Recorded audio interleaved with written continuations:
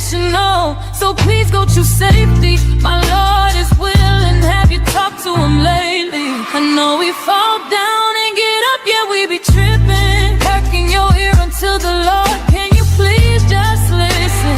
So much evil everywhere you look and turn. Watch you fight and pray, I'm gonna need you to learn. We won't win if we stay stagnant and won't rise above in a world filled with hate. Show more love. Show more love. In a world filled with hate, show more love.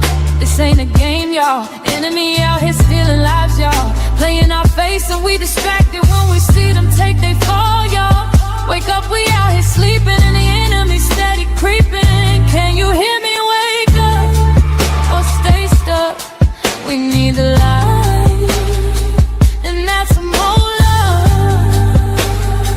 Christ is that love. We need love, much more love.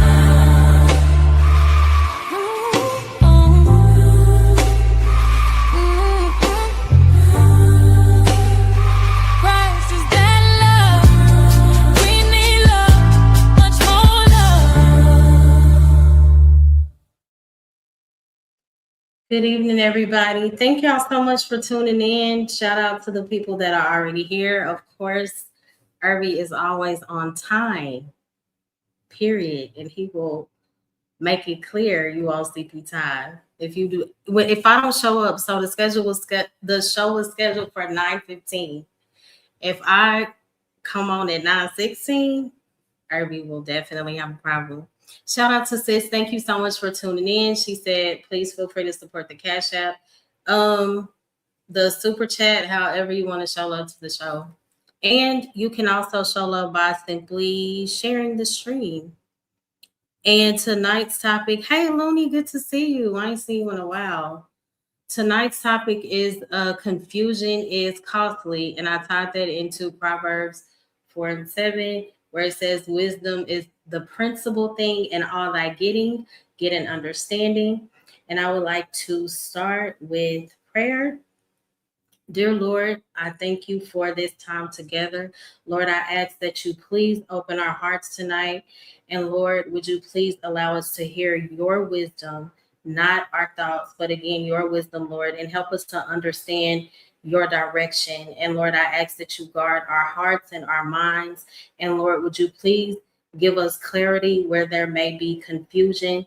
And I ask that you protect us from making assumptions that could lead to bitterness and division.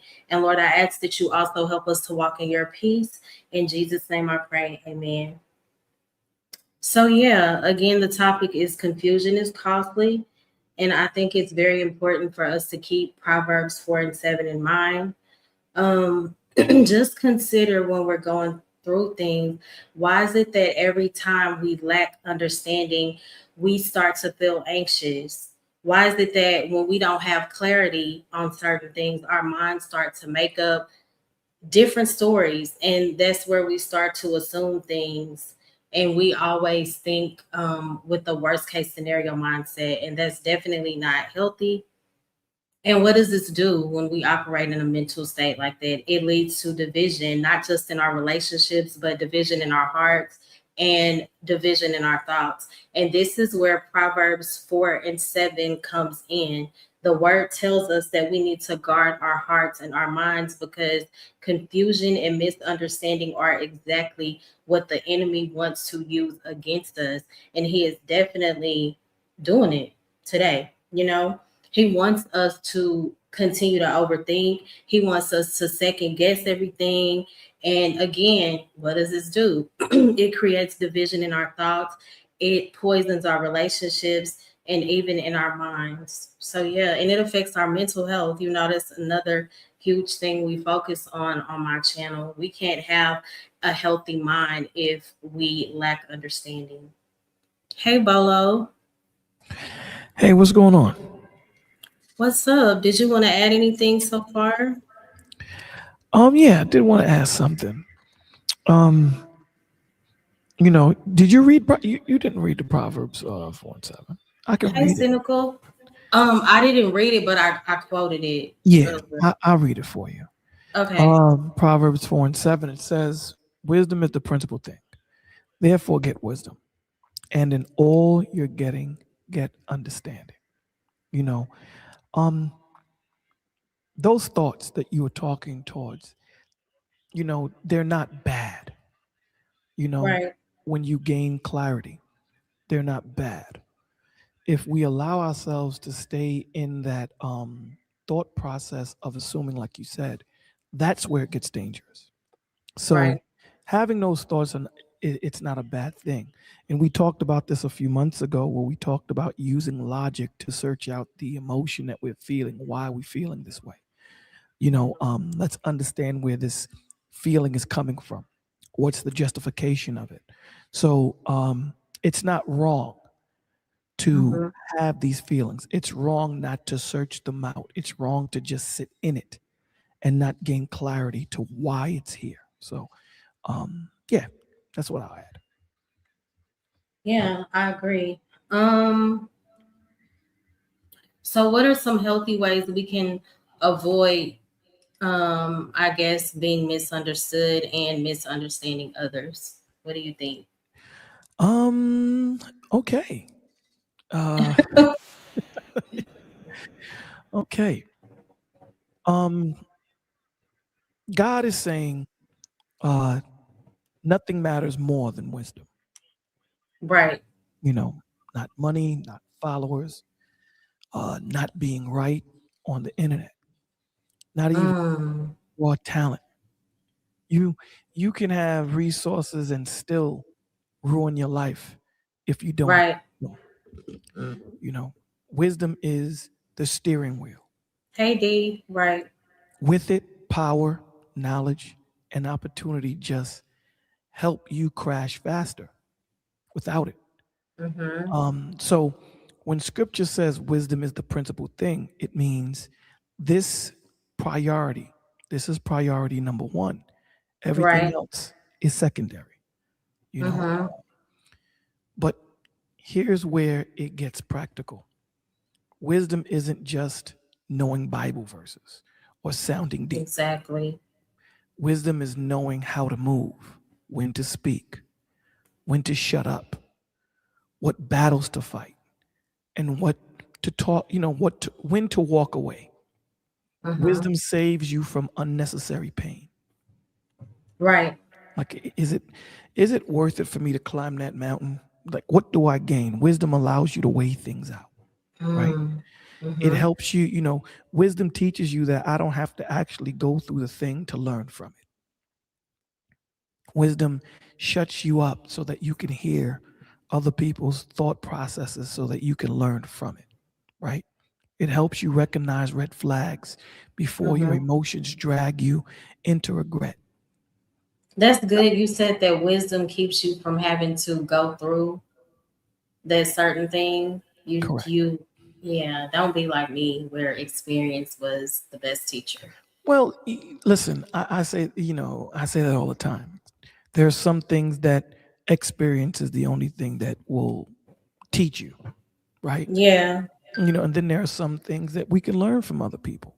Mm-hmm. What comes to my mind is the conversation that we were having the other day when Mm-hmm. when T was saying I can't learn nothing from someone that isn't married or hasn't been Oh married. yeah. And I And remember, I get that, no, but I yeah. understand, but where your mind is, you can always learn something. There's Mm-hmm. something that these men and women can teach you. There is something that these children can teach you. You sit down and you look at these children in such bad situations, but yet they're still in the corner playing. The Mm-hmm. resilience of a child's imagination is crazy. As we get older, we lose that buoyancy, we lose that resilience. When the Mm-hmm. Lord tells us to come as a child, right? He tells us, don't forget that.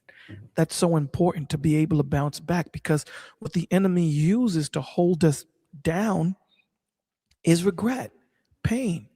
You know, um, as long as you have breath, things can change. Mm-hmm. As long as you're alive. So, um, do whatever you have to do to get wisdom.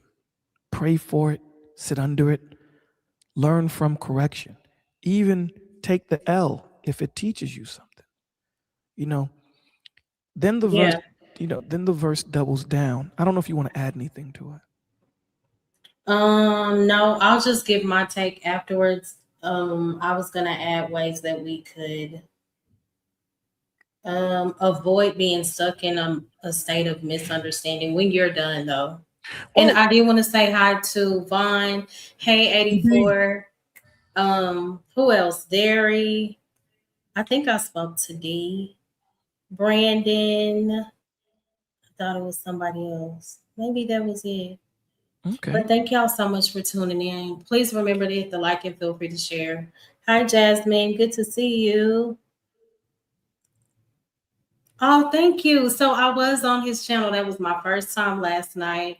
My sister invited me, and I really enjoyed it. I will definitely be back. Oh, Yaquaba, Cali. good to see you. I'm hating you in Cali. It's cold here. Hey, Scorch. Yeah, this was something I said I was gonna start doing like a show throughout the week. This is gonna be my time to face being uncomfortable because I know Bolo won't be able to be here every week. But I do plan to do a show like Wednesdays, just so I'll go live more than once a week. But yeah, I had a show tonight. 84 said, Bolo, you be hating regardless. Yeah. Listen, do I not tell you that I do? It's not you guys are acting like I hide it. You guys are acting like I hide it. So, you know, So let me share this. Is Derry in my chat or another chat? I don't know.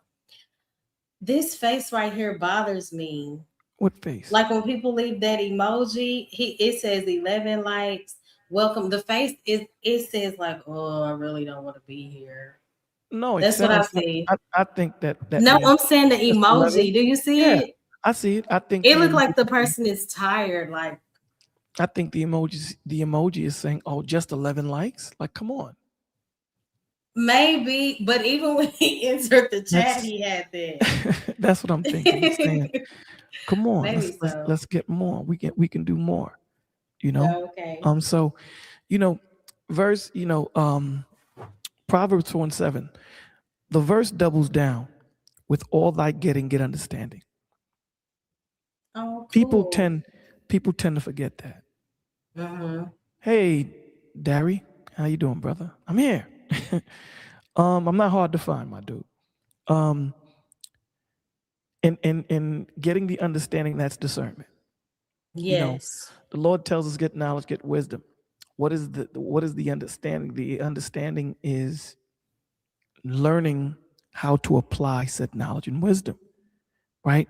That's knowing why something works. That's the understanding of it.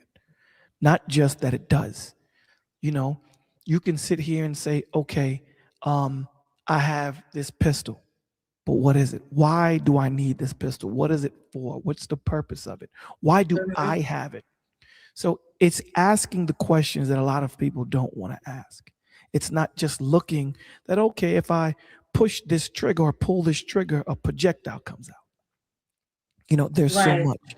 Understanding keeps you from repeating, It does. which I'm learning. Me too.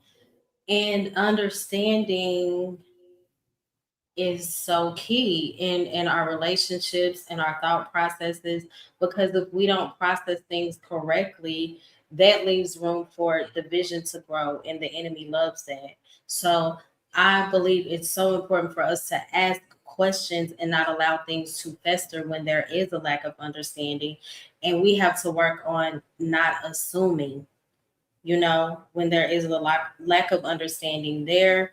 And the biggest one is pray before you react. And that's very difficult because a lot of times, what do? We just react. The key thing is to take it to God first. And Lord, help me to gain clarity, because what I want to do is go off of my own understanding. And that's like the Lord tells us that for a reason. Well, that's why he tells Lean you not, be lean not to angry your and own sin not. understanding. Right. That's why he tells you be angry and sin not, right? Mhm. When you originally see it, you're at the height of your pisosity.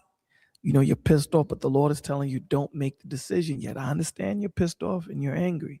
Allow that to flow through so that when you're able to cognitively think, you're still pissed off and angry because you don't have that understanding yet, but you can think better, because Right. when that cortisol and that adrenaline is pumping, it's hard to think because that amygdala takes over in your brain and you're in that fight or flight mode. So, Right. cognitive thought is kind of out of the window, so, we got to slow things down. So when you gain understanding, you stop reacting off trauma and start responding with maturity. That's the important. Yes. That's called growth, and that's peace. So Hmm. the bottom line, wisdom and understanding are spiritual survival tools. Hmm. Spiritual survival tools. They protect your heart, your family, your calling, and your future. You can pray harder, work harder, and dream bigger. But if you don't get wisdom, you'll keep bleeding It's where you pointless. should be Hmm. building. So God isn't trying to restrict you here. He's trying to preserve you. And that's what we need to get clear and get understanding on. Yeah, I agree. Derry said, I call it emotional intelligence control. Mhm. Absolutely. 100%. And he said, it wasn't you, Bolo. It was my friend I found from Jamaica. Okay. Okay. Yukwaba, it's hard to be calm when you find out you're standing in an ant pile. Well, you're absolutely right. And that's why the Lord tells you to be angry and sin not. He doesn't want Mhm. you to make permanent decisions in a temporary feeling, right? Right. So it's not that the seat isn't hot. The Lord wants you to be comfortable in hotness. That's what he wants you to be, Mm. comfortable there. Why is that? Because it teaches you perseverance, it teaches you patience, it teaches you all these different things. And not only that, you're able to slow your heart rate down and you're able to think clearly when you're in these situations opposed to, moving without thinking. Think about it this way. If you get bit by a poisonous snake, you get bit by a black mamba, Yeah. the one thing they're going to tell you, if you're around people that understand, they're going to tell you calm down, Hmm. which is hard to do in that moment, right? You got bit by a black mamba, but they're going to tell you you need to calm down, and there's a That's the reason wrong for it. thing to say. Yeah. Well, I mean, you have to understand, the faster, the more anxious you are, the more your Hmm. adrenaline is pumping, the more your heart is pumping, the quicker the poison gets through your body. Hmm. You understand? Yes. So that's the point of them telling you calm down. They're not telling you calm down because they have nothing else to do. You don't Right. know how far you are from the hospital. You don't know how far you are from help. And I know it's Mm. easier said than done. I just got bit by a black mamba and you telling me to calm down. Yes, because if you don't, you're going to spread that poison quicker through your system and it's going to kill you faster. So Right. Hey, Hustler. Hmm. what the father's trying to tell us in this situation is, we get it. I understand that this is a hot situation. I Hmm. just need you to let the moment pass where you're not thinking clearly. Just let that moment pass. Exactly. Don't move off of impulse. Correct. Hmm. Don't react. React, there is no thought process to it. You need to respond. Respond takes time for you to think about all of the information that you need to take in the moment so that you can make the best decision and the best move for the situation. Right. So true. Thank you so much, Jasmine. I appreciate you for becoming a member. Thank you Nice. so much. Derry said you must master the art of calm when everything is falling apart around you. Yeah, that's pretty much what Proverbs 4 and 7 is saying. Because if we don't gain understanding, that's where we get trapped up in so many things. Absolutely. We become trapped up in our thoughts, and that's when deception can take place. You know, um, The enemy it's will cloak himself in confusion. Your job is to shine the light of understanding. exactly, yeah. So basically, don't allow your thoughts to wander. Please How do they pray say? about it. What do they Pray say? about it, because baby, if I don't, my thoughts will lead me. And I always pray, Lord, please help me to not allow my thoughts to be Lord over my life. It's so easy to get caught up in just what the natural mind thinks, you know. You are so Um, absolutely but when right. we pray, God, I want to gain understanding from your perspective. So help me to view this with my spiritual lens. And in verse 1 of Proverbs 4, it says, my son, keep my words and store up my commands within you. Bind them on your fingers, write them on the tablet of your heart. And that's basically saying, with everything in us, keep wisdom as close as we can. Guard your mind. Don't let confusion or deception take root. Because again, when it does, what happens when we are thriving in misunderstanding? That's where bitterness, resentment comes in. And then because you didn't have the conversation or you didn't pray for clarity, you're resenting people, you're divided again in your thoughts and divided against people too. So Well, again, Satan thrives in us not getting understanding, because that's let's get key. this clear. Let's get Hmm. this clear that most important of getting the wisdom and is getting the understanding, Yeah, because you can have wisdom and not understand it. right. What's the point of information without knowing how to rightfully apply it? Exactly. That's the point. And the reason why I said that is because you said it twice. And I Hmm. wanted to make sure that people understand. Clarity is understanding. Right. You know what I'm saying? Hmm. So you can have the wisdom of something, but if you don't have the clarity and the understanding of what that something is, then it's useless. It's useless. So that's why he says, and of all you're getting, get understanding of it. Hmm. What good am I? What good am I if I Hmm. don't have understanding on how to use this information to help people? Exactly. That's Good so as true. so you know, it's easier said than done, guys. Hmm. It definitely is easier said than done, because when you're in that hot sauce, the last thing you want to be is calm, cool, and collected. It's The- so, like you said, it's so difficult when you're going through it. Yakwawa said, imagine though, if you're put in a situation where the only way out is to defend yourself, it's going to be hard to just take it. It's going to be hard to just take it. You feel me? Imagine if you was in Uriah's situation and you found out. well, Hmm. that's the point. Uriah didn't find out, right? He didn't find out. He didn't know what it was. So you're 100%. You're 100% Yaquaba when you say that it's hard. But here's an example of what I'm saying. All right, what Mo and I Hmm. are saying. You're in a movie theater, or let's just say you're in a fair. You hear gunshots. You hear a Hmm. gunshot go off You said at the fair. at the fair. You hear a Mm, gunshot. that actually happened.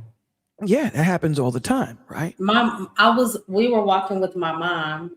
Hmm. Um, And I remember she heard the gunshot. She said, "Get down." When I tell you, my mom turns into the fastest track star when something is going down.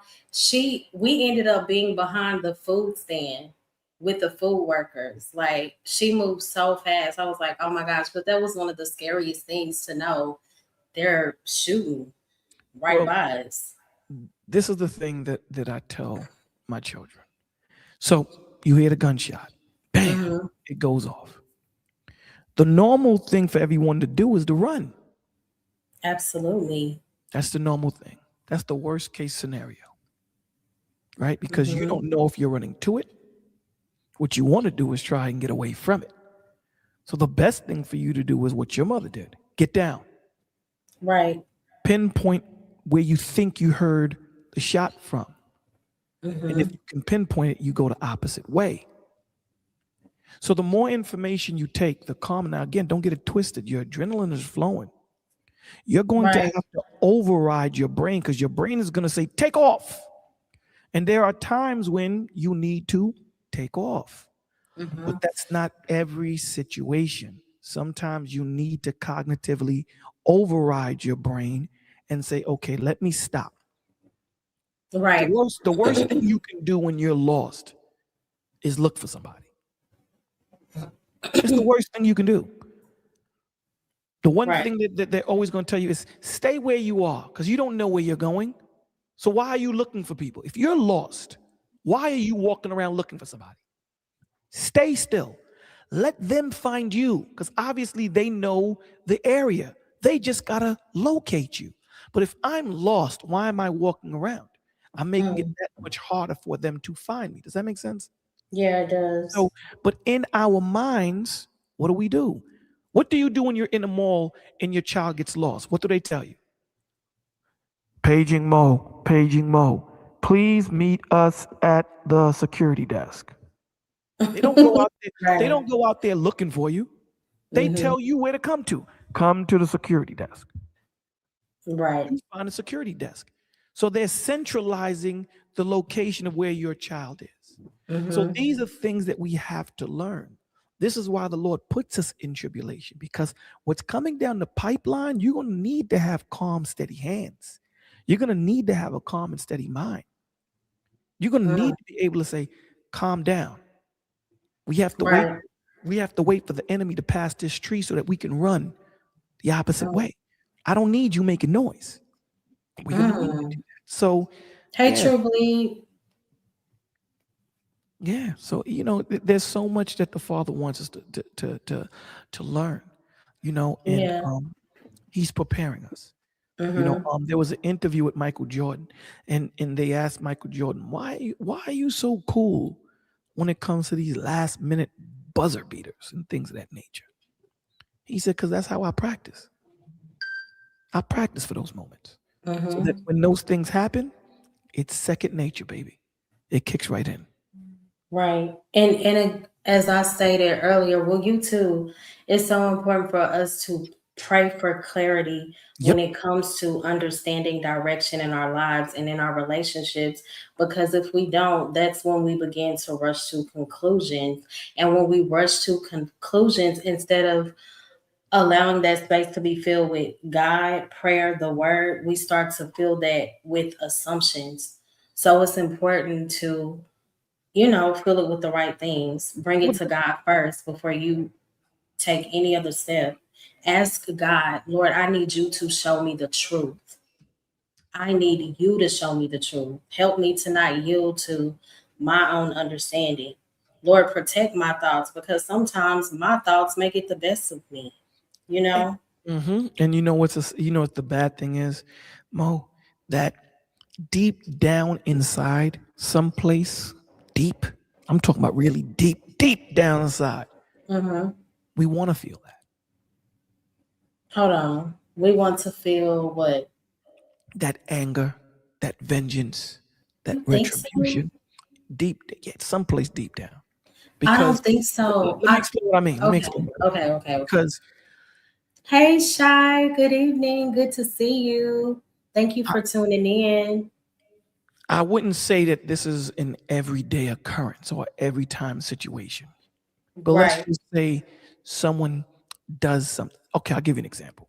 We know that there is no justice here. Right. There is no justice. There's laws and legalism, right? But we know that justice is the offspring of righteousness. You can't have justice if you don't have righteousness. Right. That's so true. Right? So one day you're walking down the street. I don't know you. You walking down the street and you got your last $5 and you going to get some food for your family. I don't know you from Adam. I just know I need $5. I run up on you and I rob you. Take the $5 and I dips it. I leave. Now that's situation A. Right. Situation B is I know you have that last $5. I've been plotting. And I see you and I take it. Now, situation A, I don't know you from a can of paint and I rob you. Your family's going to want my head on a platter, which they should, right? But that's not Of what course. God won't do that. God is going to look at everything. What was in that man's heart when he did it? Right. He didn't know what your situation was. He was just robbing you for the $5, which is bad in itself. Don't get it twisted. It's bad. Mm-hmm. But situation B, he knew that was your last $5. That's different. That's different. Yeah. The punishment is different. My Mhm. intentions are different. So this is why we use God's wisdom. Absolutely. God's wisdom is so important. So even though your family is going to say to guy A, I want his head on a platter, God's going to say, nah. He going to get 5 stripes. I'm not going to give you his head. Guy B, I'm going to give you his head. Mm-hmm. But guy A. So the reason why I say that deep down, when we're angry and vengeful, we don't want clarity. We don't. We don't want clarity. I want to feel this anger. I want to feel this pain because I'm angry at somebody. Right? I get what you're saying. Okay. I'll When give you you an put it example. that way. In Georgia, Mhm. these 3 kids, 2 brothers and a cousin, I believe it was.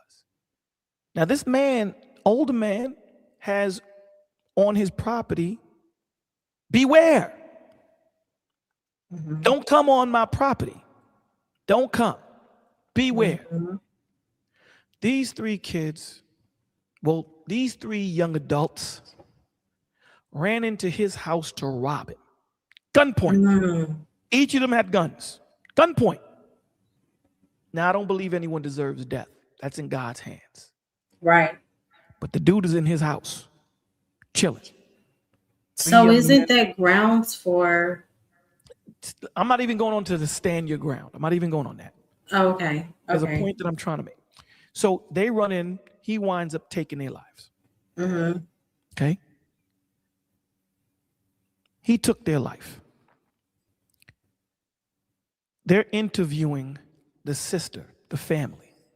Mm-hmm. You know what the sister said? What did she say? I'm willing to win. She said, he didn't have to kill him. Wow. They said to her, but why were they in his house with guns? You know what her response was? That's what we do before school. How are we going to pay for our clothes? Wow. Jasmine said she saw it. Okay. They ran into this man, and here's the crazy thing. They shot at him first. Oh my gosh. So that's what I'm saying, right? That vengeful, you're not thinking with logic. That's that emotion that When you're upset, that's true. And I think I was speaking from the perspective of I have worked so hard for my peace. right. And I understand how I hate being upset. I hate when I feel like there's a misunderstanding because that causes anxiety and I'm fighting with everything in me to avoid those feelings. So I was saying, no, I really don't like being upset. Does that make sense? Or I It guess does, but here's the crazy thing. You don't like being upset. So here's where the work starts. Why am I upset? Mm-hmm. You know what I'm saying? That's where the work starts. Why am I upset? Right. Typically, what we typically do is we'll just throw the upsetness away. That's and true. We'll let it fester. And then something else happens and adds to that upsetness. And then 6 years later, someone crosses the street wrong and I want to blow up the earth because I haven't dealt with those emotions that I have that are so abundant. Right. See, what the Lord is telling you is there's a reason why you're upset. Don't hide it. That's so true. Let's talk about it. Why are you pissed off? We did a video Why? in the village where, and this was in LA. Maybe, one of the people in LA can tell us the name of the school. It was a school that the area, they called it Death Row. Wow. These kids, there was one kid that they were interviewing. They was like, yo, his man got ran up on and they deleted him. They shot him in his head. Oh my gosh. This dude, these cats, they asked these kids, how many of you have seen someone die? More than half of the class raised their hands. And they are how old? They were in high school, Oh 13, my, 14, 15, 16, 17. And these kids were so traumatizing. when I tell you traumatized, these kids are well, this was a few years ago, 84. These kids were so calm. Wow. Like I'm used to it. It's like you ever see the interview where that young white dude is talking to a black woman? They're interviewing. Some gunshots go off. Pow, pow, pow, pow, pow. He's flipping. He's sitting there saying, I don't want to do. She says, calm down, baby. Just get down. Calm down. Wow. Calm down. We're so used to being in our amygdala. It's a normal occurrence. Mm-hmm. It's That's normal. so true. And I remember I was talking to Uncle, I forget his name. I forget I was He's talking. here. He's on YouTube. Yes, I was talking to him, Okay.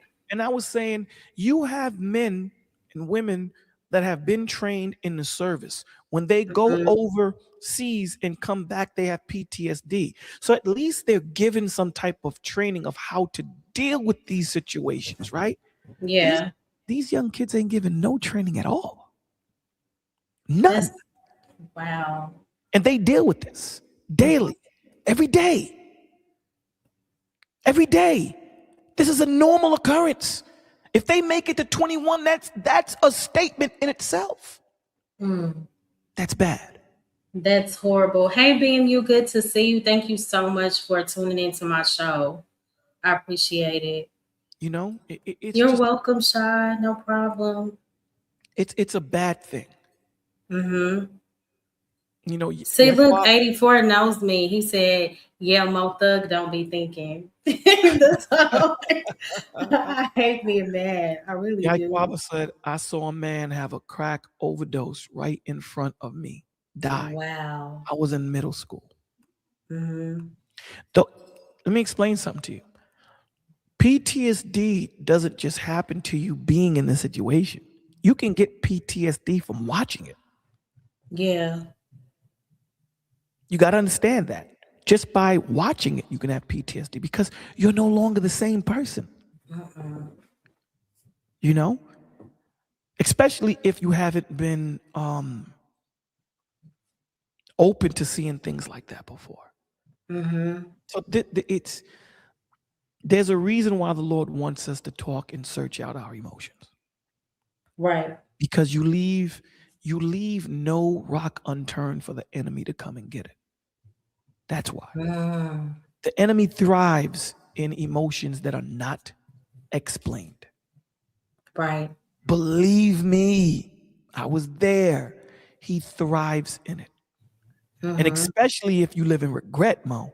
If you Oh live my in regret, God. ooh-wee. Regret is a whole nother. Regret is a big thing because regret keeps you reanimating. That's the word today. I'm guilty. I'm guilty. I'm guilty. No, I'm so serious. Like my son is getting ready to come out of high school. I thank God. And I've expressed that I was young when I was 21. I felt like there was so much I didn't understand. And sometimes I live in regret of I wish I had done things this way or but staying in that space is so dangerous. It's okay to acknowledge, I guess, where you've made mistakes, but sometimes I find myself I can get sad thinking about, well, if I had done things this way. See, that's the problem. Mm-hmm. That's the problem. I could have did this. Well, you didn't. That's true. That's it. It should be dead right there. I should have went left and I wouldn't have ran into those pit bulls. But I didn't go left. I ran into the pit bulls. Hell, God gave me the power to make it out. Guess what? I'm not making a left on that street again to run into those pit bulls. How about that? Mm-hmm. So you learn from it. But if you're going to continue to live and they say, damn, I should have turned left. I should have turned left. Then you keep reanimating that that feeling and that emotion, and you keep reliving, and that trauma that you lived there continues to relive, and it just piles and compiles and compiles and compiles. And I think also, okay, so when you see where you went wrong and you actually, how do I don't know the correct wording, but Try. basically I see with, and he's exceptional, he's a wonderful son. But I see, well, if I had not been so, what word am I looking for? Just trying to shield him from every little thing. Right. Um, yeah, I feel like I may have babied him too long, but thank God he lives with his dad. That helps, but it still doesn't See, bring, I guess, relief to what you where just I did, feel like I what you could just have done did. better. Listen, what you just did is the problem. See, we say it so cavalierly that we don't even hear us saying it. You just did. Mm, You know what you just did? I have no clue. I mean, I have no clue. what you just did was but. Okay, I get it. Yeah, We 84. don't You're we right. don't understand that but is the devil's word, man. Yeah. It's the devil's word. You know why? It negates everything prior. For And example, when I say it, I you think don't mean about it. when No, you say that, we I was never like, well, Bolo always say, we and I never try think to about say, it. however, Right. We never think yeah. about when we say but. Hmm. We just cavalierly speak, but we don't understand the strength that we're giving it, because but negates everything prior. I don't mean to interrupt you, but I'm going to interrupt you. Right. That's what it is. It's I don't mean true. to, I don't mean to cut in, but what, my Mhm. dude? You're about to cut me. That's what you're about to do. So what you're doing is when you say, I know I should have did this, and I realized that I didn't do it, but Mhm. everything that you just said, which was wisdom and knowledge and understanding, gets destroyed because you said but. Because now you're going to say, Mhm. but sometimes I really think about what if I would have did that different? Because that's what you did. Yes. So we have to start thinking about what we say. I shouldn't have Oh. made that left Mhm. turn. However, I made the left turn. But what did you Mhm. learn from the left turn? Yeah. I learned not to make the left turn. Mhm. That's what I learned.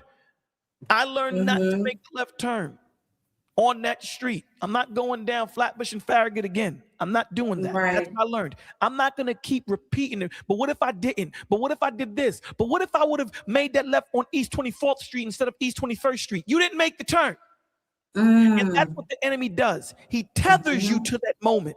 He tethers you to it. And Oh my every gosh. time you think about it, that's that emotion, Mhm. right? A lot of us have so much trauma from when we were young. I talked Why about that last night on you the did? show I was on. Did you? Yes, because and shout out to my sister. She was saying like the reason why you, and she's been open, like her and her husband been together for I think this year makes 18 years. Damn. And she said she was like, yeah, I think too many people are looking for perfection. That's why these marriages don't work. And I said, I think it's deeper than just looking for perfection. You have broken people hooking up with broken people, and they continue to create cycles of broken people, and nobody is dealing with childhood trauma. It's Mhm. so easy to blame it on the current party that you're with. It's easy to blame it on a husband, a wife, everybody. But where did the trauma really start? And There as you I've heard you say it, Vaughn, Anthony, we can't just deal with the branch things. We have to get to the root. And absolutely. my sister even agreed with me. She was like, you know what, sis, you're right. I said, yeah, it's so much deeper than people looking for perfection or The tree is sick it's just from a the lot. root. The tree is Hmm. sick from the root, not the fruit. And here's the Hmm. thing. Here's the thing. I don't believe. Well, let me preface this correctly. I believe a perfect marriage is when two people decide that they're never leaving. I love that. What happened to people thinking that way? Well, listen, you've already set a trap door when you already think about it. Mhm. If you think you have options outside of what it is, you already set the trap door. Satan is like, okay, Thanks, cool. man. We'll visit it. We'll visit it 6 years from now. See, if you sit there and Wow. say, check this out, I'm not going nowhere. Yeah. You stuck with me like herpes. I don't know if I like that. My bad. But I get what you're saying. Yeah, it's like you're not going nowhere, even if you Nah, try. son, we here, You're baby. not. Yeah, I We get here. it. We're gonna figure it out. That reminds me of my parents. You don't. There you go. Right. No And matter what they went I'm through, like, sure they had ups and downs. Listen, when my father, yes. when I remember when I lost my mom, and we're in the room discussing, the burial and all that stuff. I'm so sorry. Oh, thank you. And I'm looking at, as we're talking, the four sons, we're talking about what Mhm. we're gonna do and whatever. And I see my father, he's in the corner sitting down. And I said to because they was asking my father questions, what do you think we should do or whatever the situation might be? And I'm looking at my father and I'm like, yo, dogs, do y'all understand that we lost our mother? He lost his world. Mm. Oh my gosh. Do you understand the difference? Do you understand the difference when you lose your right hand? My God. There's not a clue.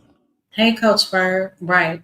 So that's, we have to understand that there are times when emotions are deep. And at times, it doesn't call for a breakdown. Mm-hmm. Sometimes it just calls for presence. Mm. Sometimes just knowing that I'm there in the room with you is good enough. We don't need to say nothing. Just that I know that you know. Whatever you Right. need, I'm here. So not every time, because as men, we're taught to fix it. Fix. Right. Right. We're not taught to be still. We're not taught to ask questions. We're not taught to hear. We're not taught to just understand. Mm. Because if, you walk in the room with a nail in your head. Let me ask you this.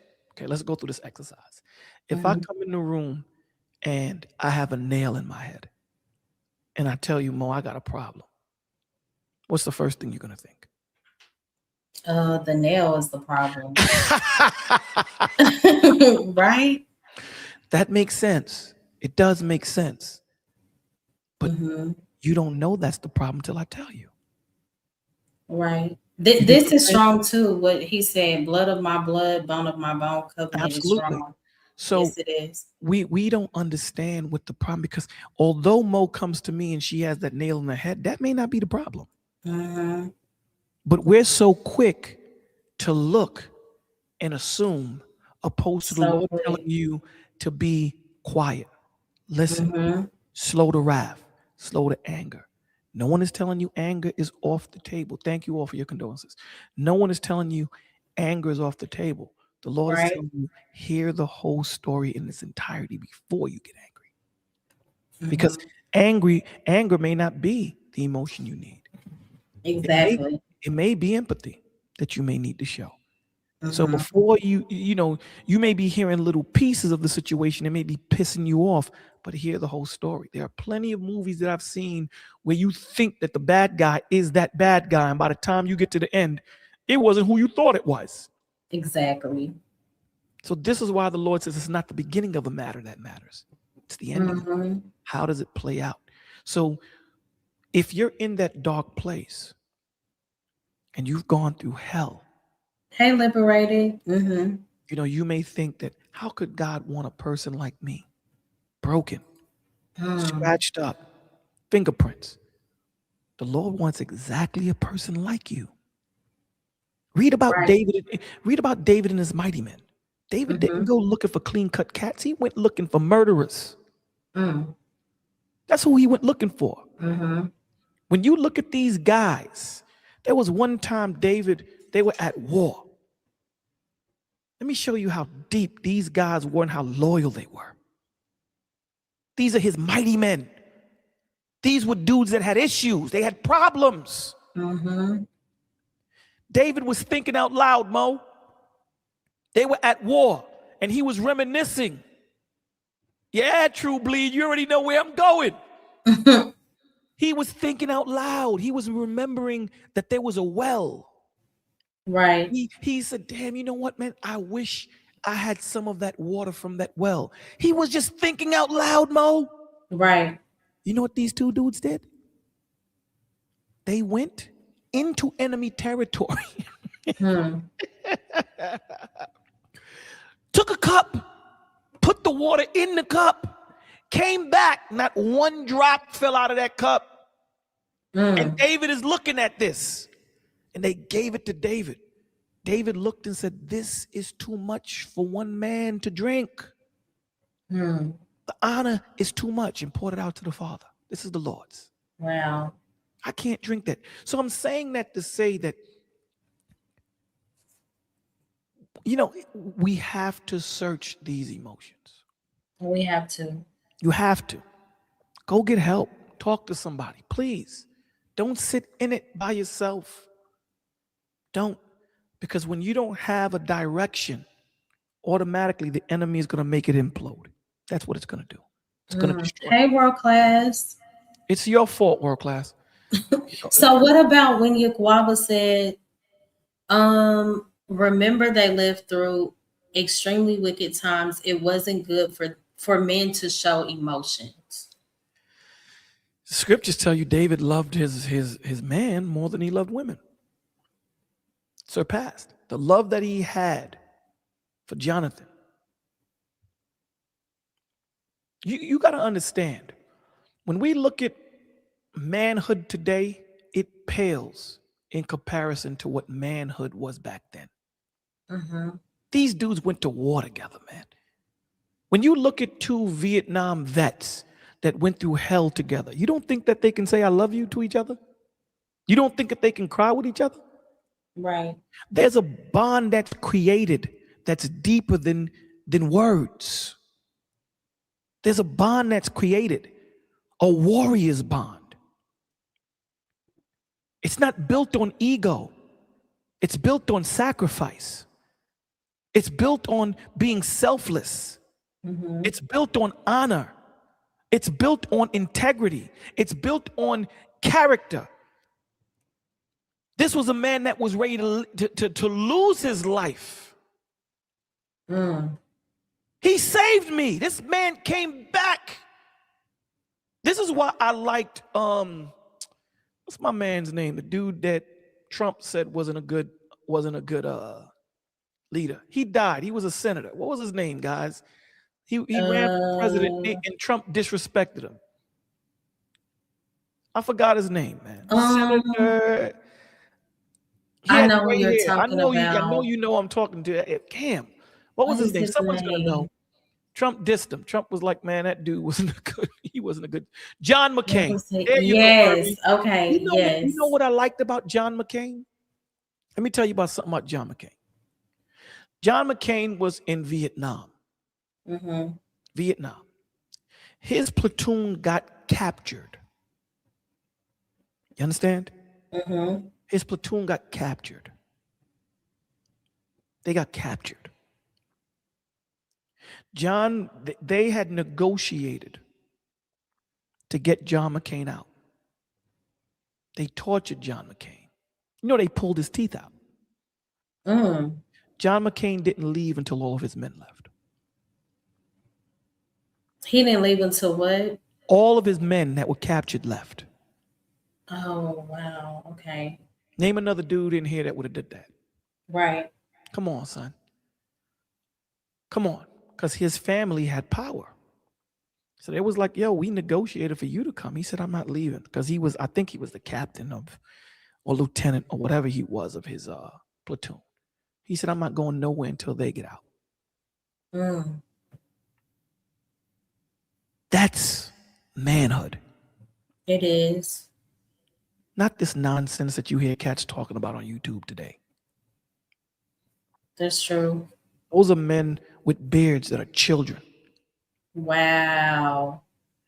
They're not Hey, men. y'all didn't hear from a No, you woman. heard it. It's a You heard man it from. saying it. You heard it from Bolo. Yeah.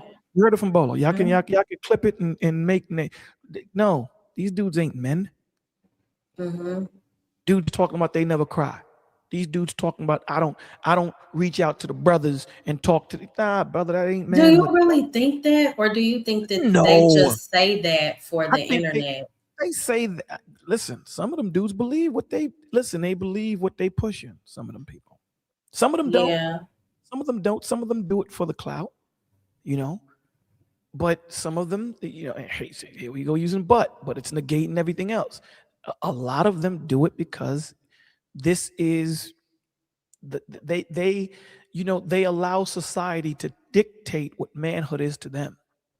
Right. God, That's so true. you know what I'm saying? When God tells you, and it's the same thing with women, they Mm-hmm. allow society to dictate what a woman should be, what a woman's position is, what a man's position is, how a man should be with his wife, right? Right. You're supposed to be hard all the time. You're supposed to continue wearing your armor when you get home. What are you talking about? The Lord tells you a line, don't yell at home. He don't do that. You know what I'm saying? So we get these, we implement what the world is into our home. And we actually sit here and think about, we don't look at it being detrimental to ourselves. Right. This is why the Lord tells you be in the world, but not of it. So when society tells you that if you go get help, because it doesn't make sense, right? If you have a problem with your tooth, where do you go? Dentist. It makes sense. If you have a problem with your eyes, where do you go? Eye doctor. The eye doctor. So my question is, if you have a problem emotionally, why wouldn't you go get help? Right. No, I can't be seen as weak. You know what I'm saying? Men ain't supposed to cry. Who the hell told you that? Men ain't supposed to hurt. Men ain't supposed to feel. Right. Where do you get that from? This is why you guys are so dangerous. This is why you guys have no cognitive thought. This is why you guys, when women sit back and hear you talk, the panel can be full, 10 people, all the men are arguing. No one has order. There's no order. But yet you want these women to submit to you.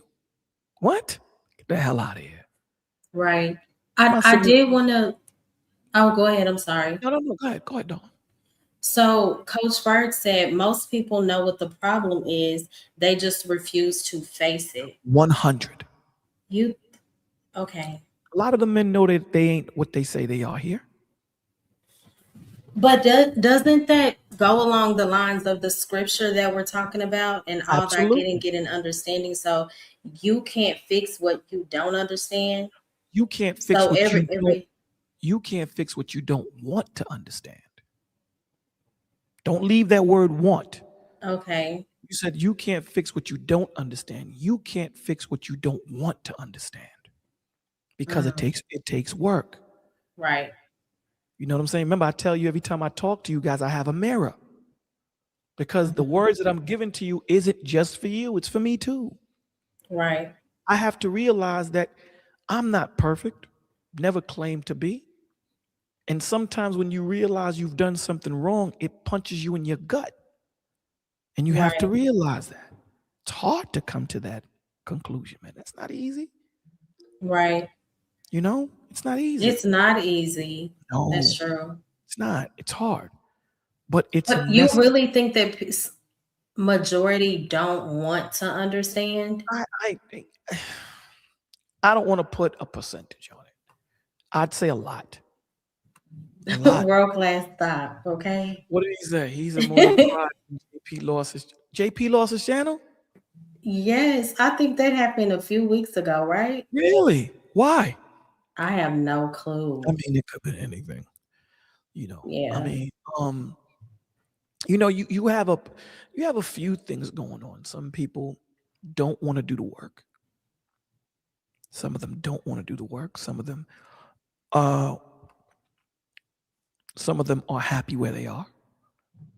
You know, Mm, I say it all the time, mediocre is the new standard, because if I go get a woman that I know wants me to be a better man, then that means I have to do work. uh-huh.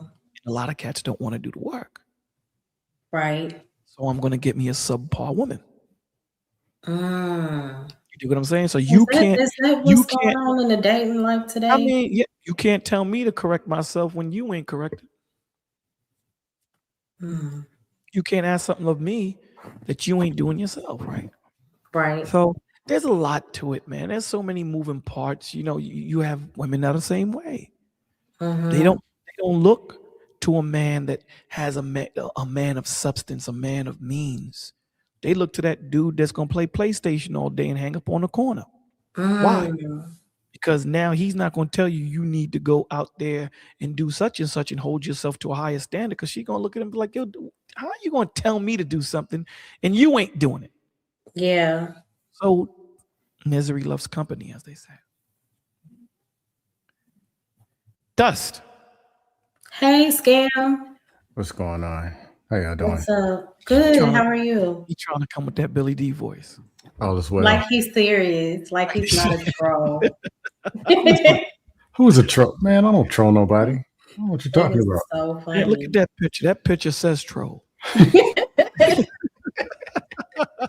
is so funny. Talking about. Talk to us, brother. All is well out here. Cloudy skies, dust winds blowing at about 22 miles an hour. No, cool topic. I think, Scam, you were on the panel last night, right? Yeah, I was on. Panel I was on? Okay. What Yeah. channel was this? See, Mo be going on panels at 3:00 in the morning. My sister texted me. I said, oh my gosh, What this time was was a it? great What time? conversation. What time was it? Maybe like 11, 12. Yeah, it was nighttime. Mm-hmm. I tell No. you, vampires don't sleep, my G. Only thing is that when you ask a specific question, like, hey, do you think women should do this? Or, how does it get from there's 10 people? First person, no, women shouldn't do that. Then one person, well, the Bible says they should. Next thing they're talking about dog food and left-handed cats. And we ain't got to the sixth person yet. I'm like, and then they get frustrated when they like, you got any put? I'm like, what was the question? And I see 3 people in the chat. What was the question? And then I'm like, what was the question? Yeah. I was like that. I would say, okay, can you repeat the question? Because they would start to answer the question, and then, as you said, it will turn into a completely different topic. Yeah, I don't know. How can I say it? I realized that I wasn't perfect a long time ago. And then somebody told me I was ugly. I didn't know. And somebody finally Let told me. these people judge you. I just wasn't aware. So then when they told me, I went through it. And then I just had to adjust and realize that, okay, I'm only going to do it twice a week, just Tuesdays and Fridays, and be ugly. But I made the necessary adjustments to move around like an ugly person. But simply put, I don't get how like when people call out reality, why not just say, hey, I see what reality is. This is my reality. Or I don't want to discuss my reality. But why do we keep making up this stuff that ain't really what is? Or ain't going, I can't remember what question somebody had asked me the other day. But it's something more about these super protector providers making all this money, and then the women, and that's what they asking, and that's the conversation. And I always say this: if all the women out here, they don't like nobody unless they can provide all this, when only 6% of black men make over 100 grand. Did you hear my response to that last night? Where the W2? I just want to know, what is your method of verifying the W2s? And then my thing is, are y'all delusional? It's No. 2026. We all have to work. I'm old, and I've never had a woman, I'm in the mall, I'm in Walmart. I've never had to pull out my phone and reach my back pocket and pull out W-2s. Women Right. I've dated, Sis. been in love and relationship. I've never shared W-2s, 1099s. Accountants Right. working overtime at Chili's on Fridays. Excuse me. Yes, this man is high value. Absolutely. The last 3 years, this is what. Where's this stuff happening? I Like don't know if once this per is year just, do I meet a goof doof that says something wild, and I told them yeah. in real life, and the girl won't call no more. Thank God. But they act as if this is the real conversations and the real things that are going on. That's what. And then when you present it, like, okay, what city you live in? I live in Tucson, Arizona. Mhm. Drive over to the 1-bedroom apartments. It would be no men on the back and all women on the other side. And they'd never talk to each other because ain't nobody got no money. And where all the mansions are, be girls circling around looking for the dudes making 150K Mhm. or college. Beautiful, most beautiful women on the planet. College age. Mhm. Where are the dudes 56, gray hairs and beards, getting out of Mercedes with Wells Fargo license plates, picking up 18-year-olds? Where is this happening at? That's what I'm saying. Is Come on, let's this go to for college you two campus. talking points? But let's go to reality. Go walk around the Mhm. Walmart parking lot. You'll see Nissan Altimas with cars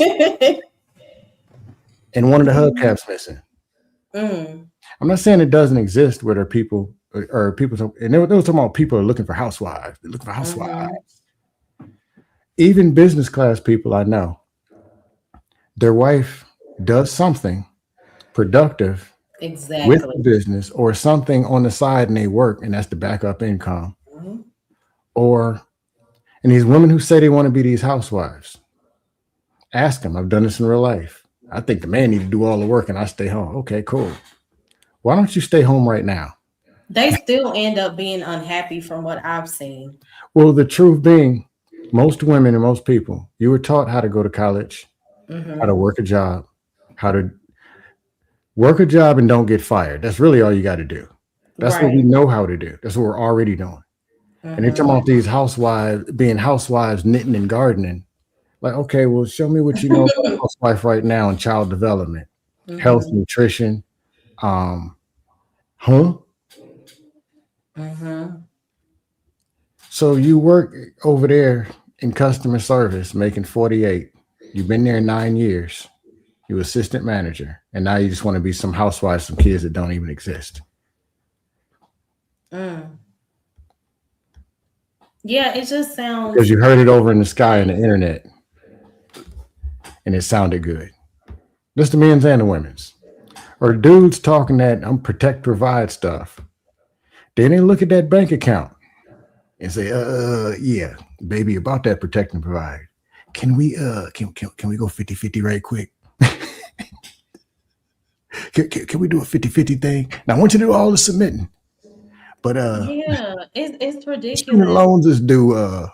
There's some high value men out there somewhere, but I'm let's go I'm 50-50. like, are y'all serious? Like, as I stated last night, I think we overcomplicate things. I really do. Like, should a man pay 100% everything? Is that right morally, or is that just? And it was a great question. It made for great dialogue.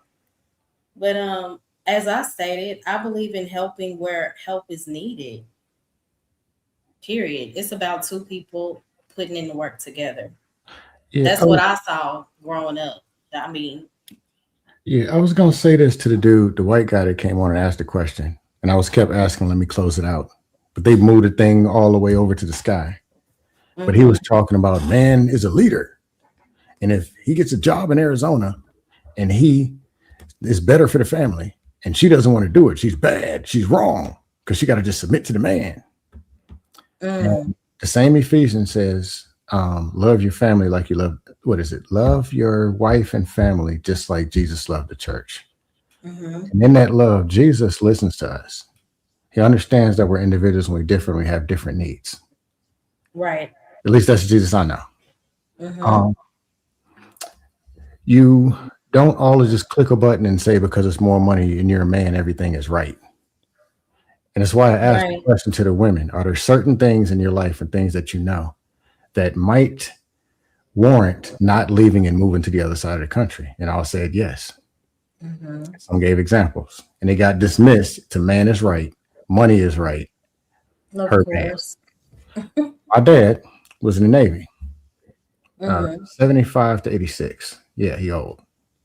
He's ugly too. That's probably where I got it from. You But guys. he in the 80s, she was selling cars. She was making that cash lean. Mm-hmm. Well, two parts of this. One, they were married at 17 and 19. Brother was born, then sister, then me. I was last. But they're still young. They didn't have no bucket full of cash and they weren't high value. Mm. Money was money. It just was what it was. The what you call it? The one pot thing has always been that. She made more money all through the 80s. She was selling cars. He was in the Navy, 5 E6, made that quick. But it came a time, 85, 86. Now we're little kids, about 5, sister 6, brother 9. He got kind of stationed in Jacksonville instead of Virginia. Now some family problems. She's having anxiety and some other stuff going on. And he can go get his E7. Yeah, career, big money. And 9 more years he can retire. Mm-hmm. It's very beneficial. But at the time, look, I don't want to be home stuck with these 3 kids. They're going to get older. They're going to get bigger. And you need to be here. He made a family decision, not a financial decision. Right. So to just say that you're right because you're a man, you know what E7 is? Oh my gosh. Right. He made a family decision. And it was the right one. Yeah. But I don't get why. I don't get who told people that money solves anything other than financial. Mm-hmm. It's just money. And you look There at our are so experiences. many depressed, rich, well-off people. There are so many rich people that end up deleting themselves. So you're absolutely right. Yeah, money solves financial problems. And I'm not saying it's not important. It is. But Right. look at my life. Most of the best experiences I had in life had nothing to do with money. Shooting people with water guns, prank calls, and going to the park with the family and family reunion. They ain't had nothing to do with no money. $3 college parties. Mm-hmm. I'm just saying. Right. Bolo, you're there, right? Absolutely, I'm here. Okay, I'll be right back. I have to check on my nephew really quick. Okay. Biting. Yeah, so you said that most of your good times that you remember had nothing to do with money. Yeah, I'm not gonna say money ain't important, Right. but money is not a god. It's not a know all fix all. Right. Money is a use. Money is something to be used. Yeah. I also noticed, which I'm poor. I don't have no money. I sold it all. But me and people around me who have had money, like one day before we went and blew it in Vegas, the people that we became, money came after. It was just part of the package. As you develop yourself, money is going to be there. Right.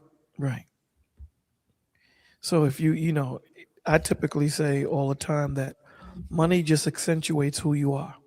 Oh, that too. Yeah. It just highlights. So if you're a lame and you get money, you'll just be a lame with money. You know what I'm saying? If you're a dirt bag with money, you'll just be a bigger dirt bag. If you're a good guy, you'll be a good guy with money.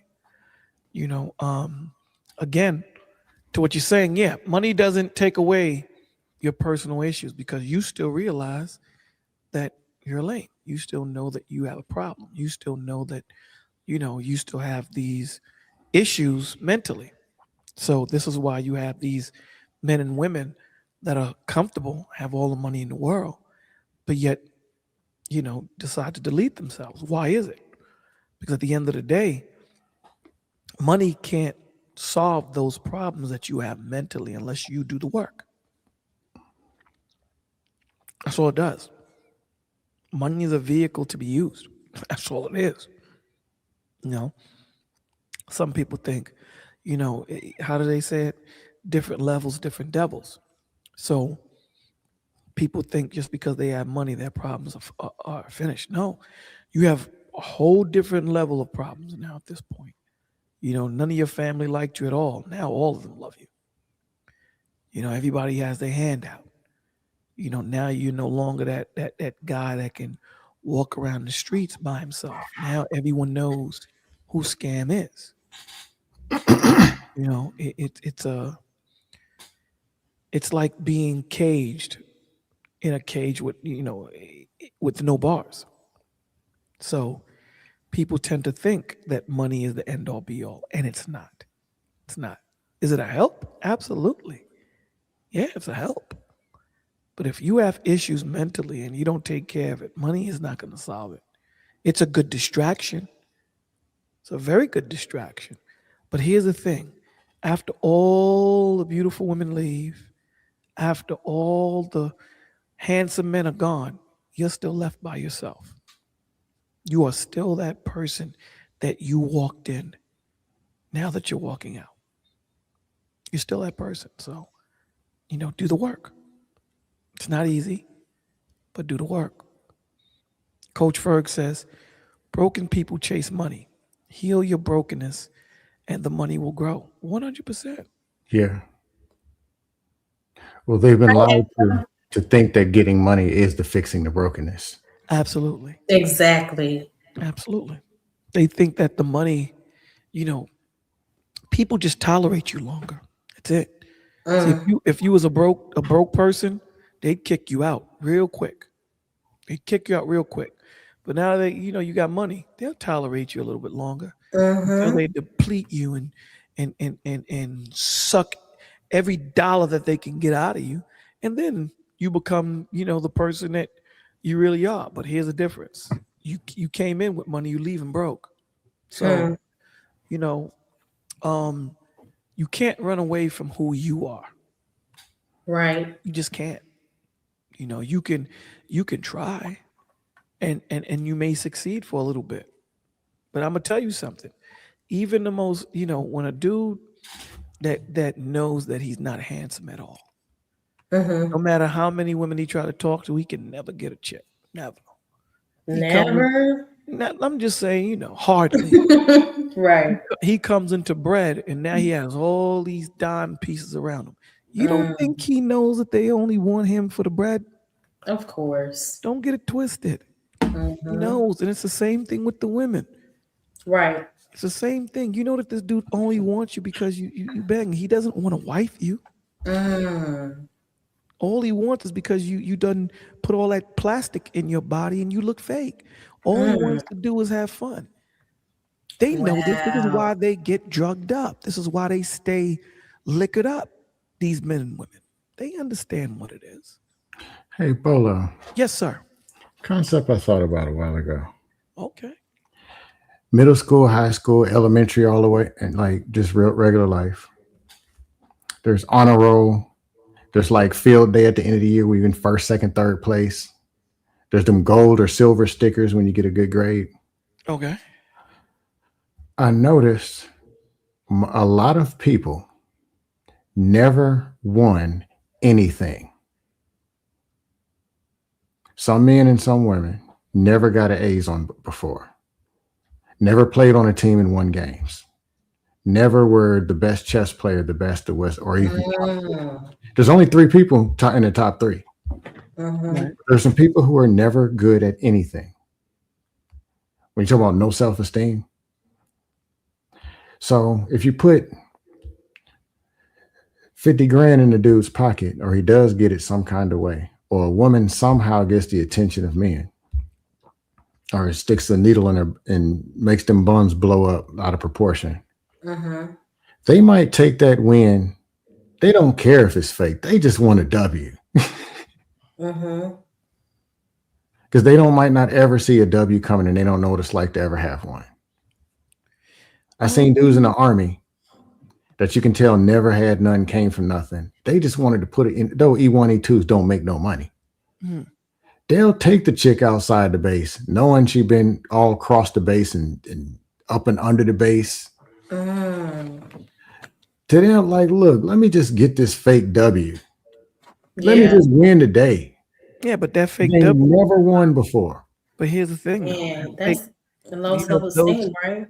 those EWs that know that shorty has been all over the base. When it gets to them, and they catch the monster, then what? Yeah, I'm not saying it worked. Right. I'm just saying. No, I'm That- just saying. No, I got you. I'm just not saying it works. I'm just saying that's the mentality of some people. Like how Can I desperate, just get a maybe. car with some rims on it and just Right. ride around the block 5 times? Mm-hmm. Like, can they win once? Right. Or can they fake being a winner? They watching TV and seeing these videos. Can for one time I get a sexy chick to give me a kiss? Once. Oh, They didn't get him in high school. Didn't right. get him. They said, "Man, get away from me." And they watched the football player Jones get they ugly or whatever it is they got. They just want to But you see, you win. know what the problem They is don't with care if that? it's a lie.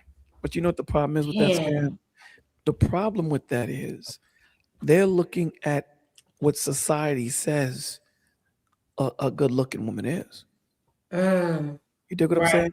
Right. Like I said to you before, when we grew up, scam, the reach that we had was probably downtown Brooklyn. Mm-hmm. If that. The regular reach was a few blocks away. That was the pick you had of women, a few blocks away. Yeah. This internet came. Now you could talk to a chicken on the moon. And these dudes know that they can't afford the chick on the moon, Mm-hmm. but they put themselves in that position, right? They put themselves in that position to put themselves on, to talk to a chick on the moon. It's like you know what it is. When we went to go get my son his truck, Mm-hmm. the first thing I told him was, after I said, "You like this truck?" He's like, "Yeah." I said, "Okay. Now think about the maintenance, brother.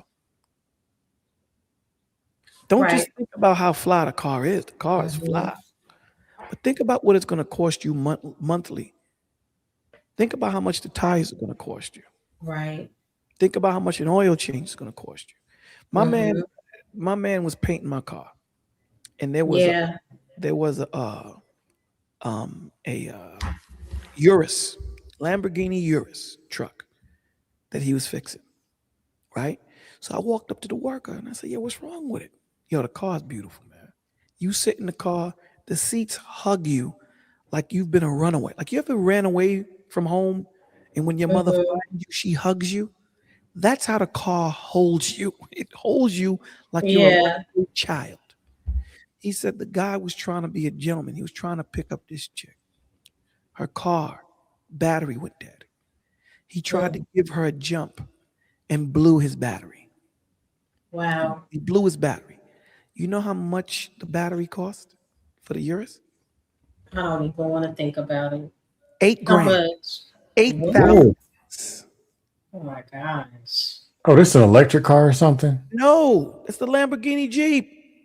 Costs $8 grand. Mm. It's a Like small- regular gas, and the battery costs 8,000. Yes, but it's a Lamborghini Jeep, dog. It's not a regular truck. I get it, but You got to understand that.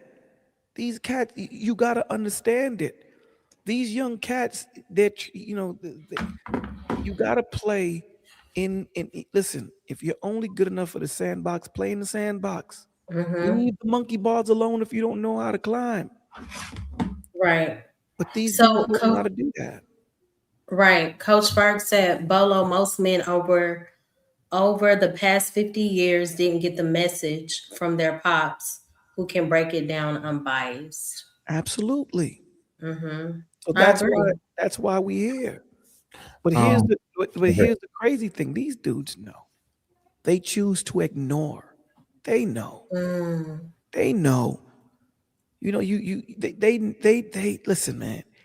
When you get to a certain age, you know. Now you may not want to acknowledge. I can rock with that. Yeah. But you know that Lamborghini payment is killing you. You ain't gonna let me see it. Right. But when you calling me saying, "Yo, I need $100," my dude, you just pulled up in a Urus. What do you need $100 for? You ain't got to tell me. I know. I know. Yeah. And I'm gonna be your brother to the point where you don't even have to tell me that you need the bread. Here's the $100. But Mm, my advice to you would be get rid of the Urus. right. Yaquaba says, gotta get ripped off to get someone. To get some woman. Lord.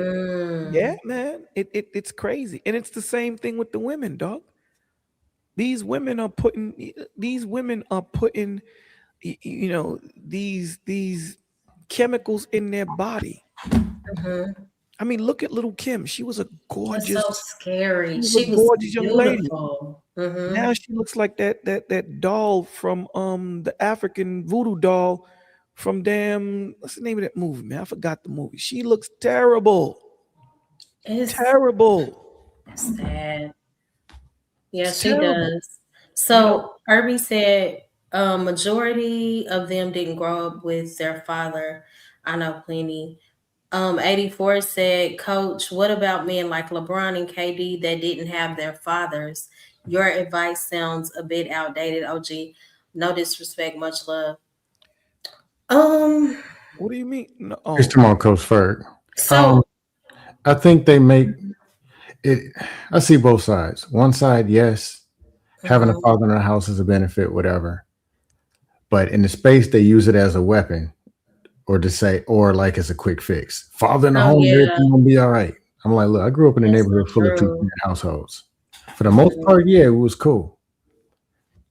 But I know very problematic two-parent households that you don't want to put your dog in a driveway. Just being honest. Mhm. It depends on who that one parent is or who them two parents are. There are right. good Oh, people that, absolutely. but Absolutely. overall, yeah, it's better to have your mom and dad. Right. Assuming, like, on a average, it's better mom and dad than just mom or just dad. We know that.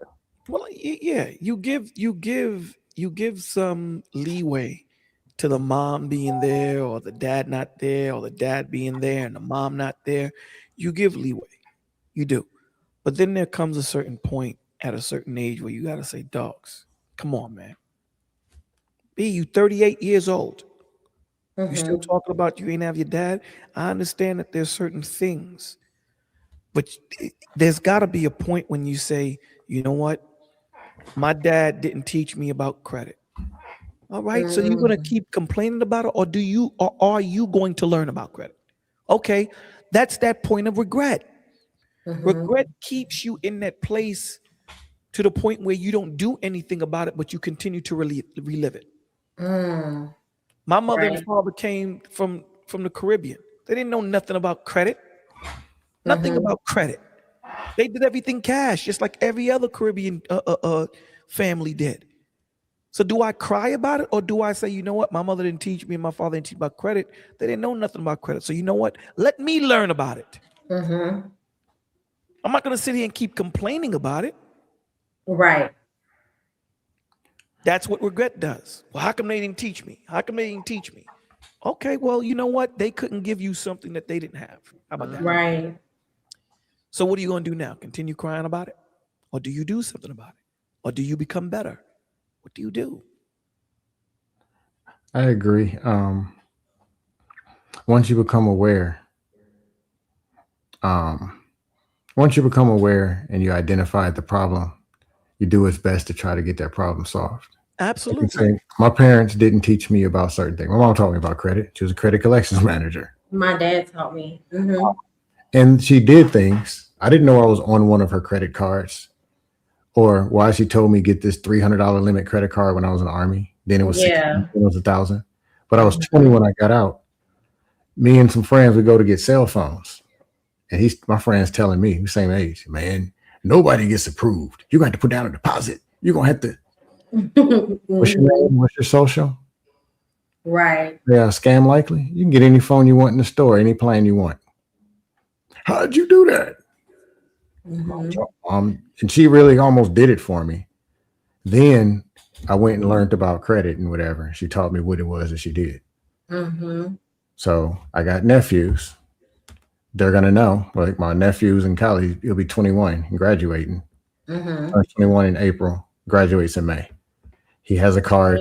He has some credit. So you got to get the game. But we weren't taught everything. I wasn't taught nothing about no relationship. Exactly. Mm-hmm. How did you do it? What was that? Was that scam? No, it wasn't. That is funny. Do y'all understand this statement? Jazz said the deeper analysis is blood being thicker than water has been greater than righteousness is thicker than blood.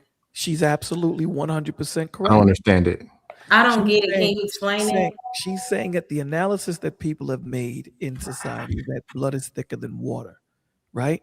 When really it should be righteousness is thicker than blood. In other words, you know, what's supposed to bind you to me is righteousness, because it should be deeper than just blood. Got it. It should be heavier than blood. And in this world, this is what they'll tell you. Blood is thicker than water. No, not when you're dealing with Christ. That's why Christ says, "He was my mother, was my brother." Pointing at the 12 disciples, say, "They that follow the laws and statutes, commandments of my Father." Yeah. You know what I'm saying? It's you know, unfortunately, you don't get to pick your family. You know? You don't get to pick your family. Right. But the Lord is going to get to pick who your brother and sister is in Christ. How about that? That's true. These are going to be people that you can depend on. There you go. 84 says slippery slope. Some people can battle through that, Bolo, and some can't. But I understand your point. Here's the thing. It's not that they can't, my dude. It's not that they can't. In Christ, there's no such word as can't.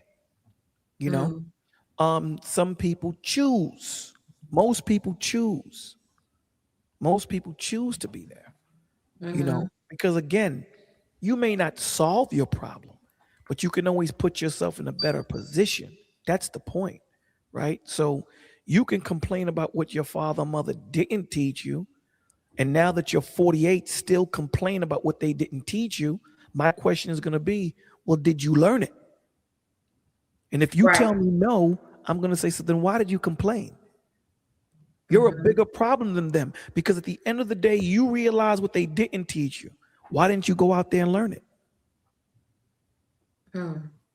Or if you can't learn it all, can you do something better than what you're currently doing right now? Well, that's the point. You know, if you can put, you know, that's the point. We understand that there are going to be situations that, you know, you may need help to get out. Yeah, understandable.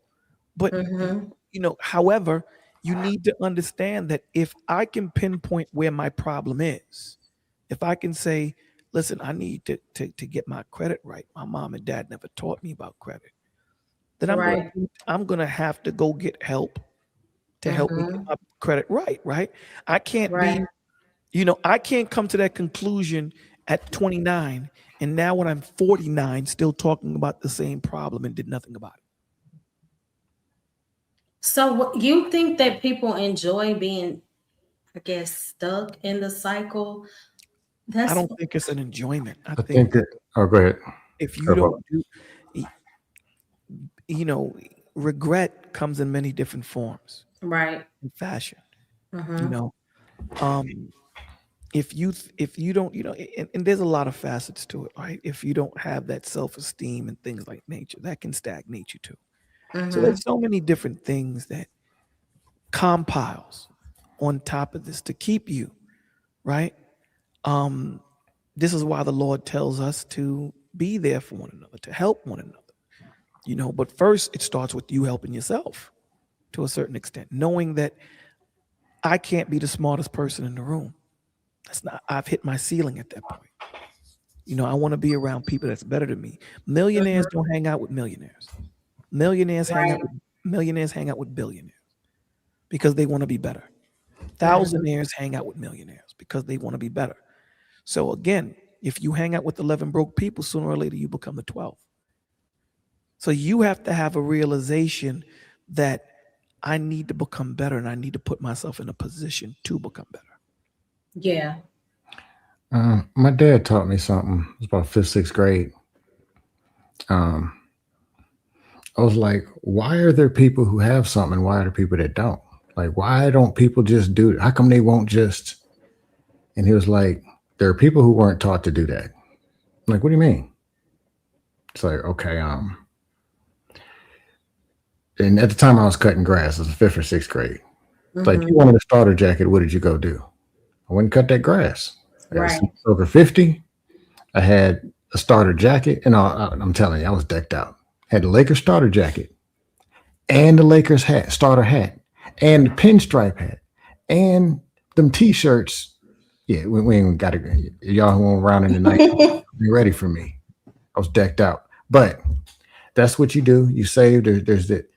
It's like some people are taught that, you know what, go rob somebody, or they 30 or whatever, and they're like, look, I'm gonna have me something. Once I hit the lottery, when I get these 10 lottery tickets and one of them pops big, and that's really what they think and really what they believe or what they've been taught. It wasn't taught to them, hey, this is the formula and it works, or this is how you go get this is how you be this better. Wasn't there. And they believe in something else. Almost like, let's be real, the dust panels. All you gotta do, they're telling them it's a pie in the sky or something wrong with everybody else. And if you just do this and provide, they're gonna come out the sky and gonna be submissive. And it's really just a pit, but it's not. Let me show you how to be this better person so you can get better things and get this better life. Or let me actually introduce you to some better people. Instead, let me sell you some junk. And now they're all just wrapped up in the junk. And the product ain't even there. How is it 480 people every day yelling and slobbering? And and you ask them, where's this 22-year-old submissive virgin y'all looking for?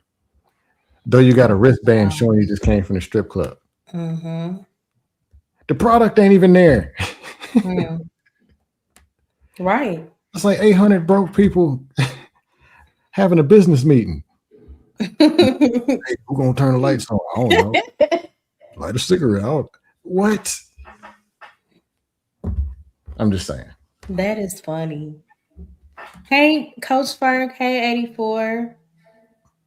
What's up, man? How y'all doing? Can y'all hear me? Good for Yes, we can. All right. This don't sound like I can hear. It's an interesting conversation, you know. I just think, you know, and I think Bolo can attest to it. A lot of people are looking to the wrong messenger for the pay grade.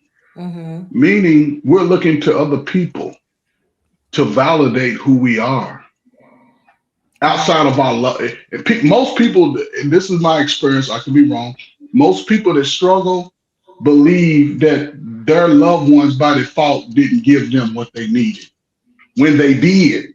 Because if you made it to a certain age and your biggest issue was what your mama was gonna cook, or just if you was gonna get the latest tennis shoe and your mama didn't buy it, and you using that to make excuses for yourself not knowing, because at any man's point I go from 21 and over. There's not one place on earth you can't go. You can go anywhere in the world by yourself. There's not one book you can't read. There's not one conversation you shouldn't be able to have. However, when you get to that space in life, who's willing to take those steps? We're trying to always run to the finish line instead of taking those baby steps along the way, getting the information. Because the word is what it is. It'll tell you. Most people don't practice it. You don't even have to read it, but if you practice it and then go back and read it, you can always correlate, oh, I did this and it worked out this type of way. And sometimes I don't expect all of y'all to think like me, go down the same road as me. If a disaster was to happen, I'm not going to look to nobody else to make sure my supplies are right. Yeah. I'm going to do what I have to do to make sure I get my list together and get my supplies together. But again, we dealing in the modern age. We done been through everything a human can possibly go through right now. And if you from 21, 40, 31, 41, 51, still blaming others outside of yourself, then it's obviously that you lack something. You lack intention. you're afraid of something. And to me, and I shut up, I used to tell a lot of young people, most of the people that hurt us are loved ones, somebody close to us, a friend, a boyfriend, a girlfriend. But none of us never go back to that person and say, you know what, you hurt me. So sometimes if you can build up that courage to hurt, to go to, and it ain't for them, because they still moving on in their life. They done found somebody else, moved on. But even if you go cuss them out, at least you can not carry that hurt and that pain, because and this is just me, but working with a lot of disadvantaged people, once they can address that hurt, regardless of what age, a lot of them go on and be greater than their condition. Niggas get in a condition and they swear that's the end of the world. The world is a journey. Living in life is a journey. And most people quit. Most people quit too early. Right. I agree. Trey Furtick, I'm not disagreeing with what you're saying. I know what you're saying. But I will say, if a person tells you that they're hurting, they're probably telling you the truth, and they just told you that they're hurting. They tell you they don't have something, or they don't believe they have something. Direct or indirect. Meaning, I know you got a son. I don't know how many kids you got, but I'm sure your wife prepared them in certain ways in life, and they have something. Certain things. There's another house where they didn't get that, and they're telling you, "Hey, man, I ain't got that," because they didn't get something. Now they're telling you, I don't have something. I mean, long story short, if a person telling you they're hurting, they are probably telling the truth and they are hurting. And we can't dismiss that and just say, well, you got shoes on. No, but here's the thing, Scam. You identify, but I'm saying is once that hurt is identified. I'm just speaking to I know. Not you direct. No, this is what I'm saying. Once, everybody has a element that hurt them. Regardless of where they are in life, you can hear it all over YouTube. You get to asking specific questions, because I'm gonna ask a specific question. At what age did this occur? When did this happen? Did it happen when you was 14, 15, 16? So since that time, have you gotten any help? And I ain't talking about talking to people you know, because people you know, they'll judge you, and then you walk around with your feelings hurt. But did you go beyond that to say, hey, one, I recognize my hurt. Who can I talk to? If it ain't nobody I know, I always say, go talk to somebody you don't know. They're going to give you an unbiased opinion, because most of us are hurt because of other people. And if somebody hurts you and you know that person, that's the worst person you can talk to. Anybody that knows the person that hurt you, don't ever talk to them. So what I'm saying is, once you recognize it, you 28 years old, you in the prime of your manhood. The world is saying, go be the best man beyond niggas, beyond the people that you know. Because if you bring that hurt and pain into every situation, it'll fall apart because you never addressed it. I'm just saying, everybody has that, but not everybody's built for it, because people want to make excuses. We talking about we making all this money, but half of us don't even know how to count without a calculator. Parents before me, everybody didn't put their money in the bank. They was able to save money, and everybody ate. Now people are running around, ain't even eating, because they making excuses on why they can't do something. If you don't go to college in America, you're a black man, you better learn a skill. Because if you ain't got a skill, what you gonna do? What you gonna do if you ain't got a skill? Work in a factory? AI is taking over. They can get a robot to lift some boxes. So what are you bringing? Is all I'm saying. It's hurt. I'm just saying this, Scam. Once you know that you're in a hurt place, and you know that by the way you act towards other people, if you're not willing to address that, you're gonna carry that, and it may affect you beyond people. It may keep you from getting a job. You may start getting addicted to drugs.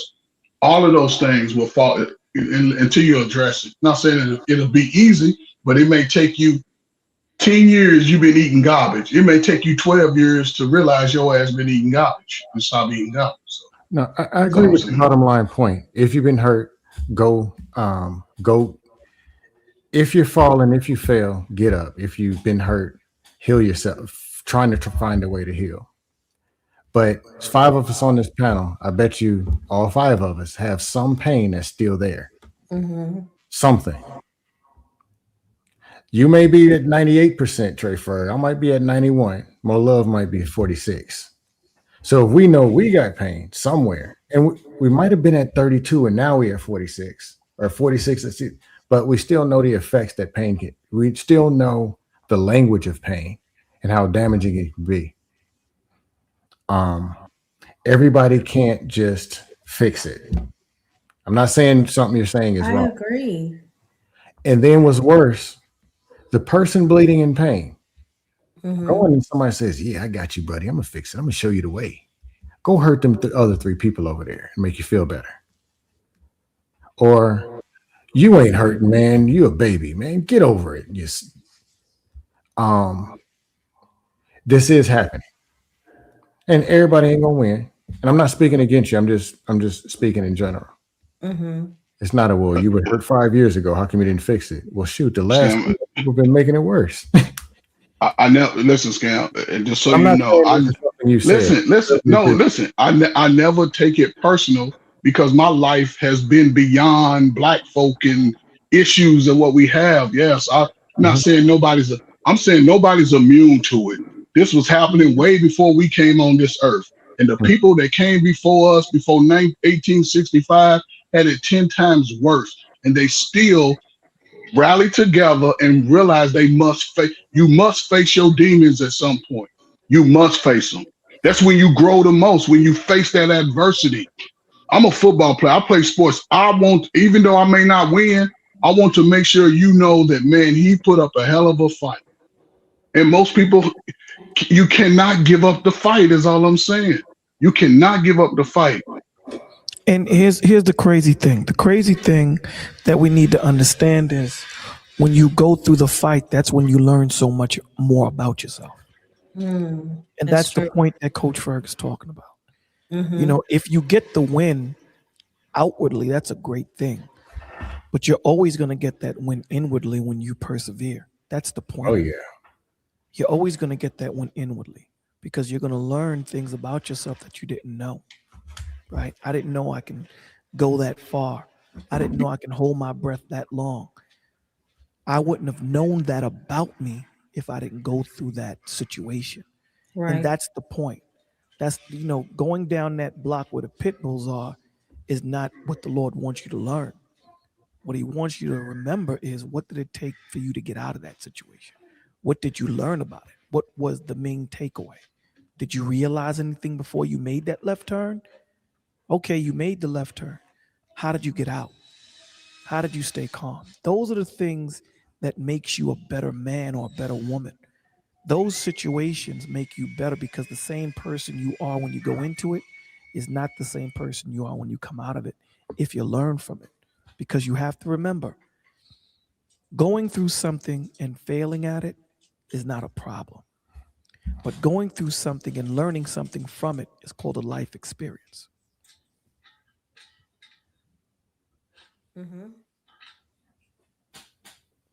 Yeah, that's that work. Yo. Hey, 84. Yo. What's up? You know, I'll forget. I'm listening and I forgot you didn't say anything yet. It's all good, Mo Thug. It's all good. It's all good. Not Nah, Mo Thug. Mo. What's going on, Mo? What's going on? Salute to Mo Love. You know what I mean? Salute to Bolo TV. Scam Dust. What's going on? Coach OG was good. So this is my thing to Coach and Bolo. I agree. You know what I mean? I totally agree. But I'll share a life experience. And then from there I'll make my point. I had a family member. They went through a breakup, right? They went through a breakup. They really liked this person. They went through a breakup. And they went through that breakup and they wound up in the insane asylum off of a breakup. Now, we on this panel have been through breakups and sometimes things worse than that, right? Like we all have. And we ain't end up in no insane asylum.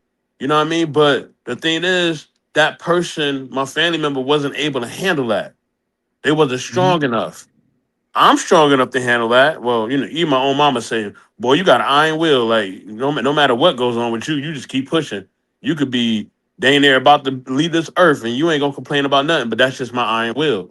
That's just I get that from my mostly my grandparents and and things of that nature, because they mostly was in my life, and my mom at times too. But my thing is this: not everybody has that strength, right?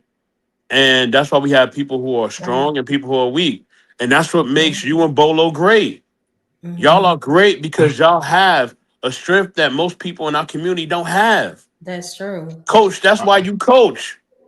Not everybody could be coach. You know what I'll add to that, 84? Hold on. Let me land real quick, family. I ain't gonna be long.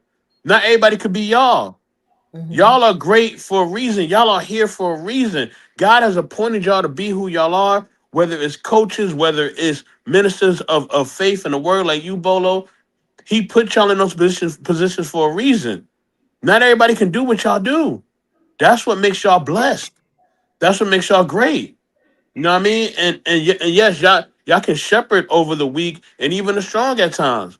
But understand that those who are weak, they really weak and they really don't know how to get out of that predicament. You know what I mean? And they a lot of people are just stuck. And no matter how many tools you try to give them or what kind of advice you want to give them, and yes, granted, I agree. Some people want to stay in a nigga mentality. I got you. I'm not trying to fight y'all on that at all. I got a few family members like that myself. Y'all already know this.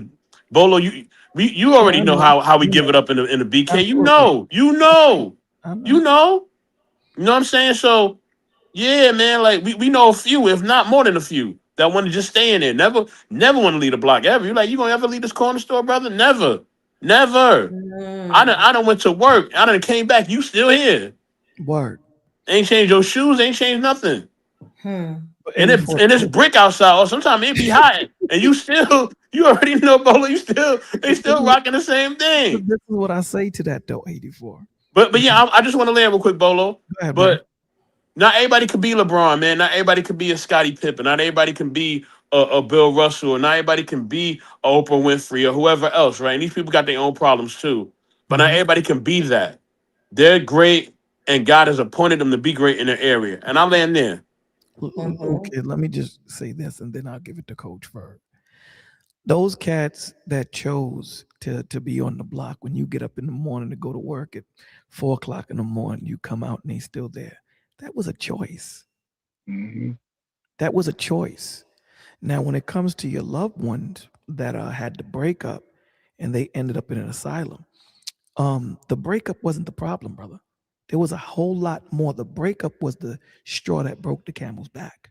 There was a lot more going on in that guy or girl's mind that they just didn't reveal. But you're seeing the end results after they had that breakup. So it wasn't the initial breakup, right? See, you have to understand a camel can carry 900 pounds for over 14 miles. A feather weighs close to nothing. So what made that camel's back break? Because of the strain. That little push that person gave your family member to the point where they broke up, that was the straw that broke the camel's back. Everything else that they were carrying, this was too much. And those cats that stand up on the Ave, that's a conscious choice that they're making. That's a conscious choice. You see me get up every day at 4 o'clock and pass you, and then I come back, like you said, at 6 o'clock and see you standing there, and then you get pissed off when the police stop you. Why you always messing with me, police? That's why when I'm in the car with my son and I'm listening to the music and I'm listening to Biggie, and Biggie says, "Damn, it's a shame that the criminals want to rob me for my decibels. But you're a criminal." Yeah.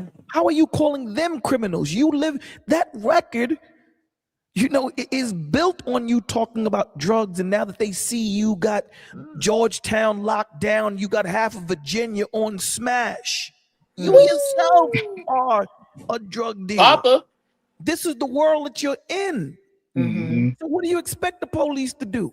That's all they want to do is lock us up. Huh? Get a job then, my dude. Don't put yourself in a position where you can get locked up. So I understand that there are some situations, and there's always, nuance to all of these things. So we're just speaking in general, right? Mm-hmm. However, there's always there's a bigger picture. And the problem is we don't take the time. This is why the Lord tells us to get to know each other, because that family member that had that breakup and then went into an insane asylum, that's a problem, a testimony, not to them, but to the environment that they were under, because no one saw it. No one seen that they had that problem. It's not until they had the breakup that they're in an insane asylum. Everyone's like, yo, what happened? Right. Well, let me tell you. You remember when this happened and Uncle George did this and Uncle George did that? I never told y'all, but this is what happened. I've been carrying all those things. And that's the problem, especially in the Black and Latino community. There's so much that is going on where the kids are being molested, the kids are being touched. They're going through all of these different situations, and they have no one to talk to, because, again, what are we taught? You can't hurt. You can't feel. If you do this, there's so many nuance to this. But I agree with your point to a certain extent.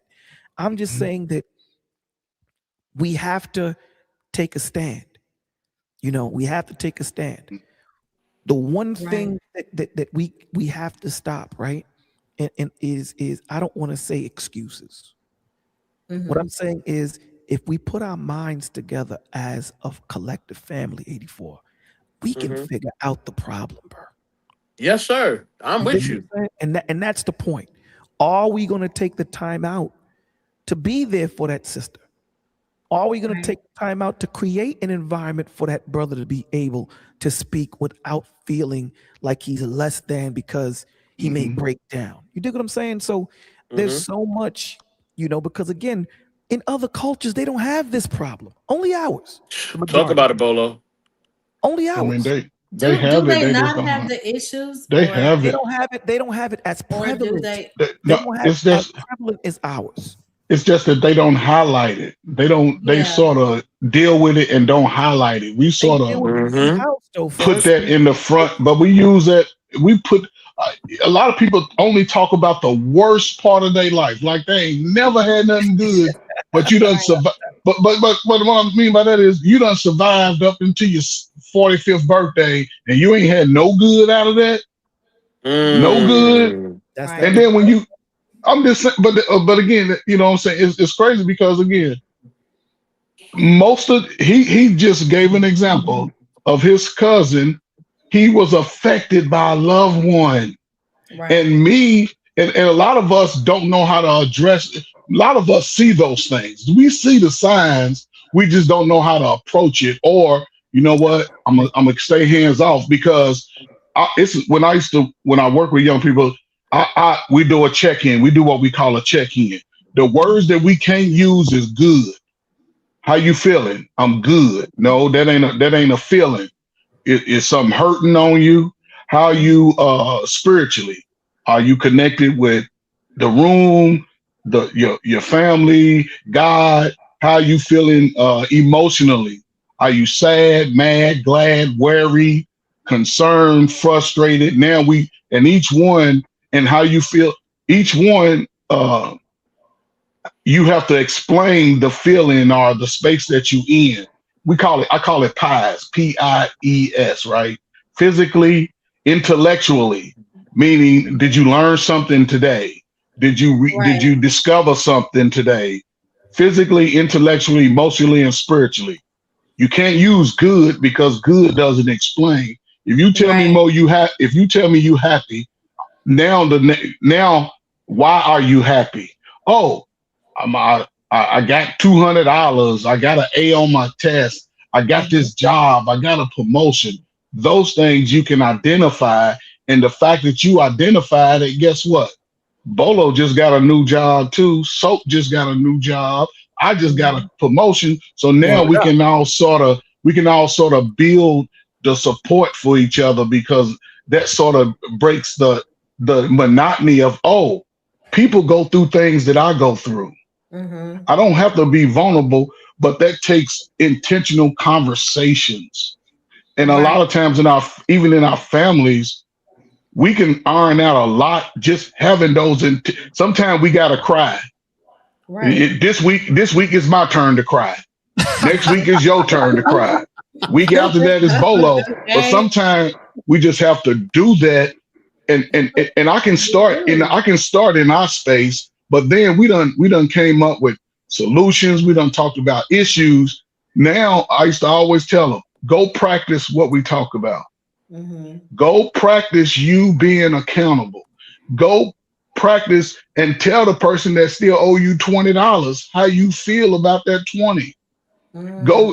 Because regardless of how they react, you still know that, hey, I'm not carrying this around no more.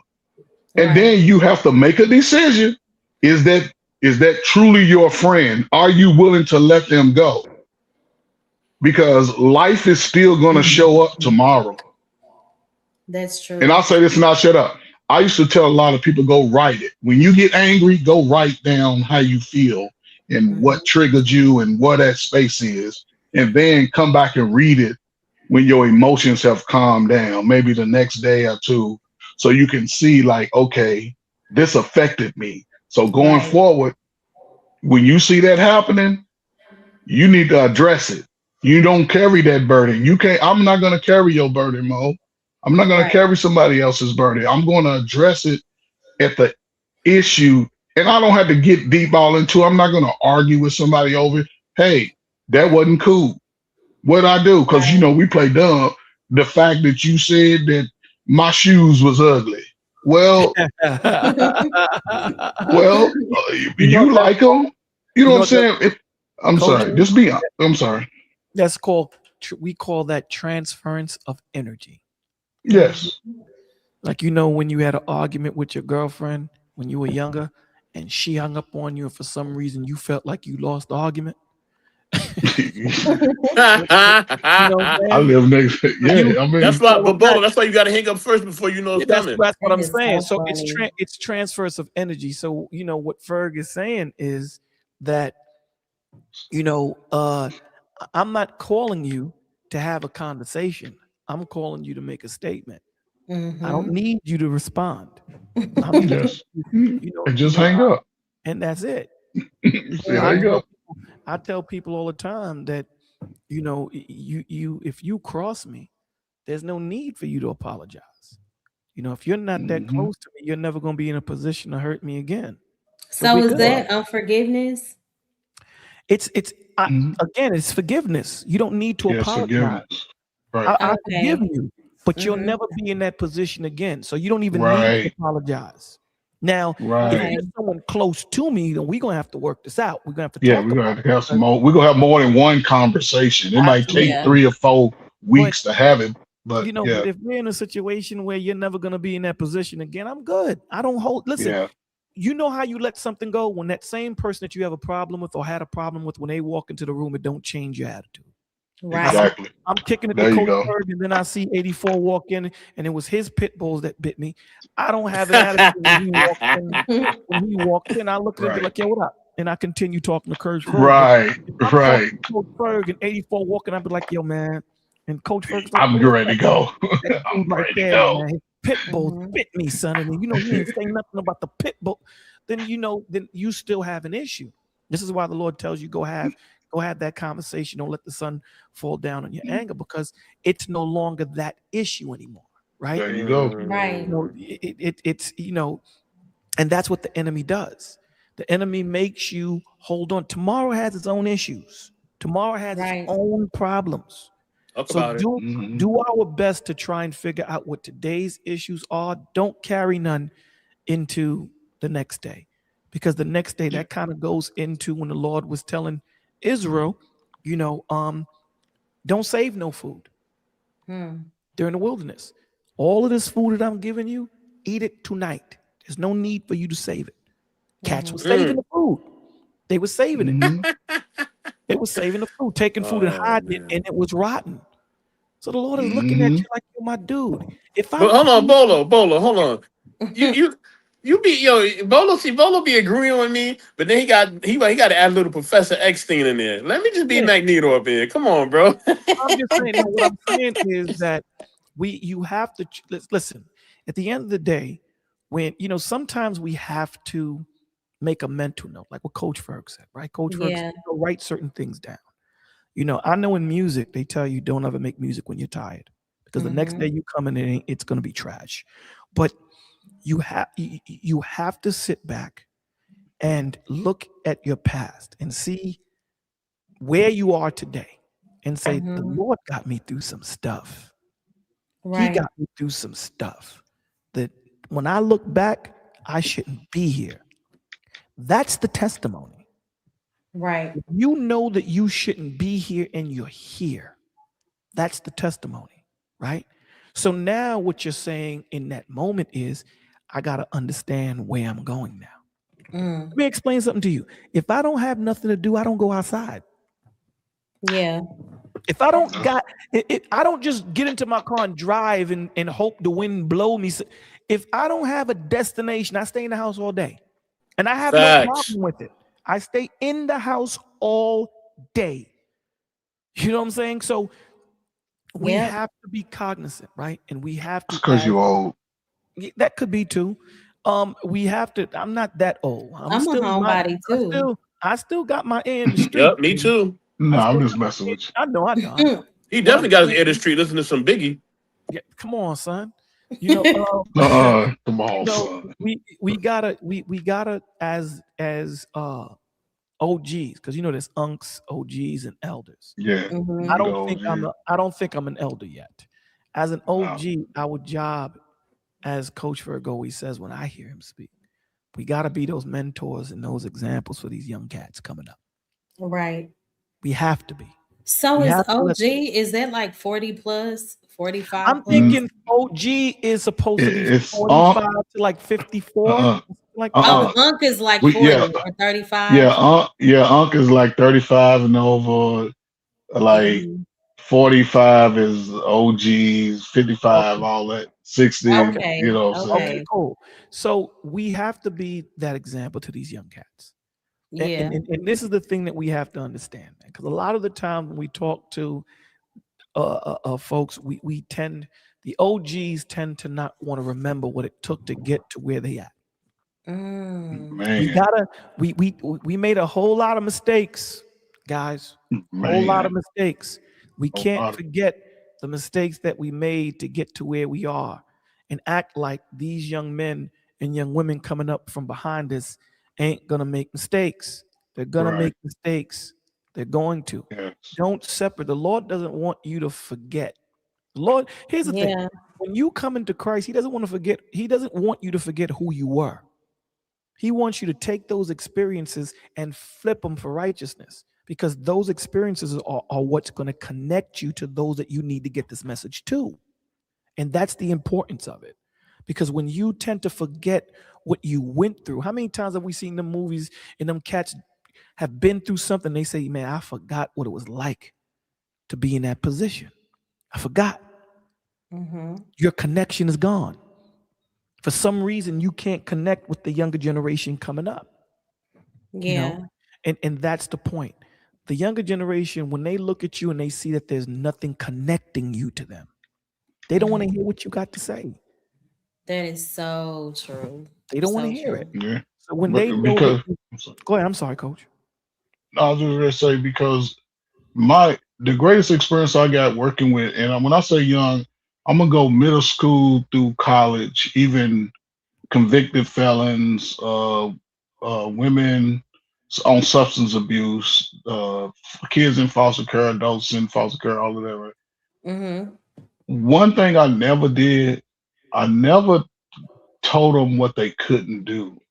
I always tried to let them know that they already have the ability, and they're going to have to put in some work to get to that space, because a lot of things come with age and, experience.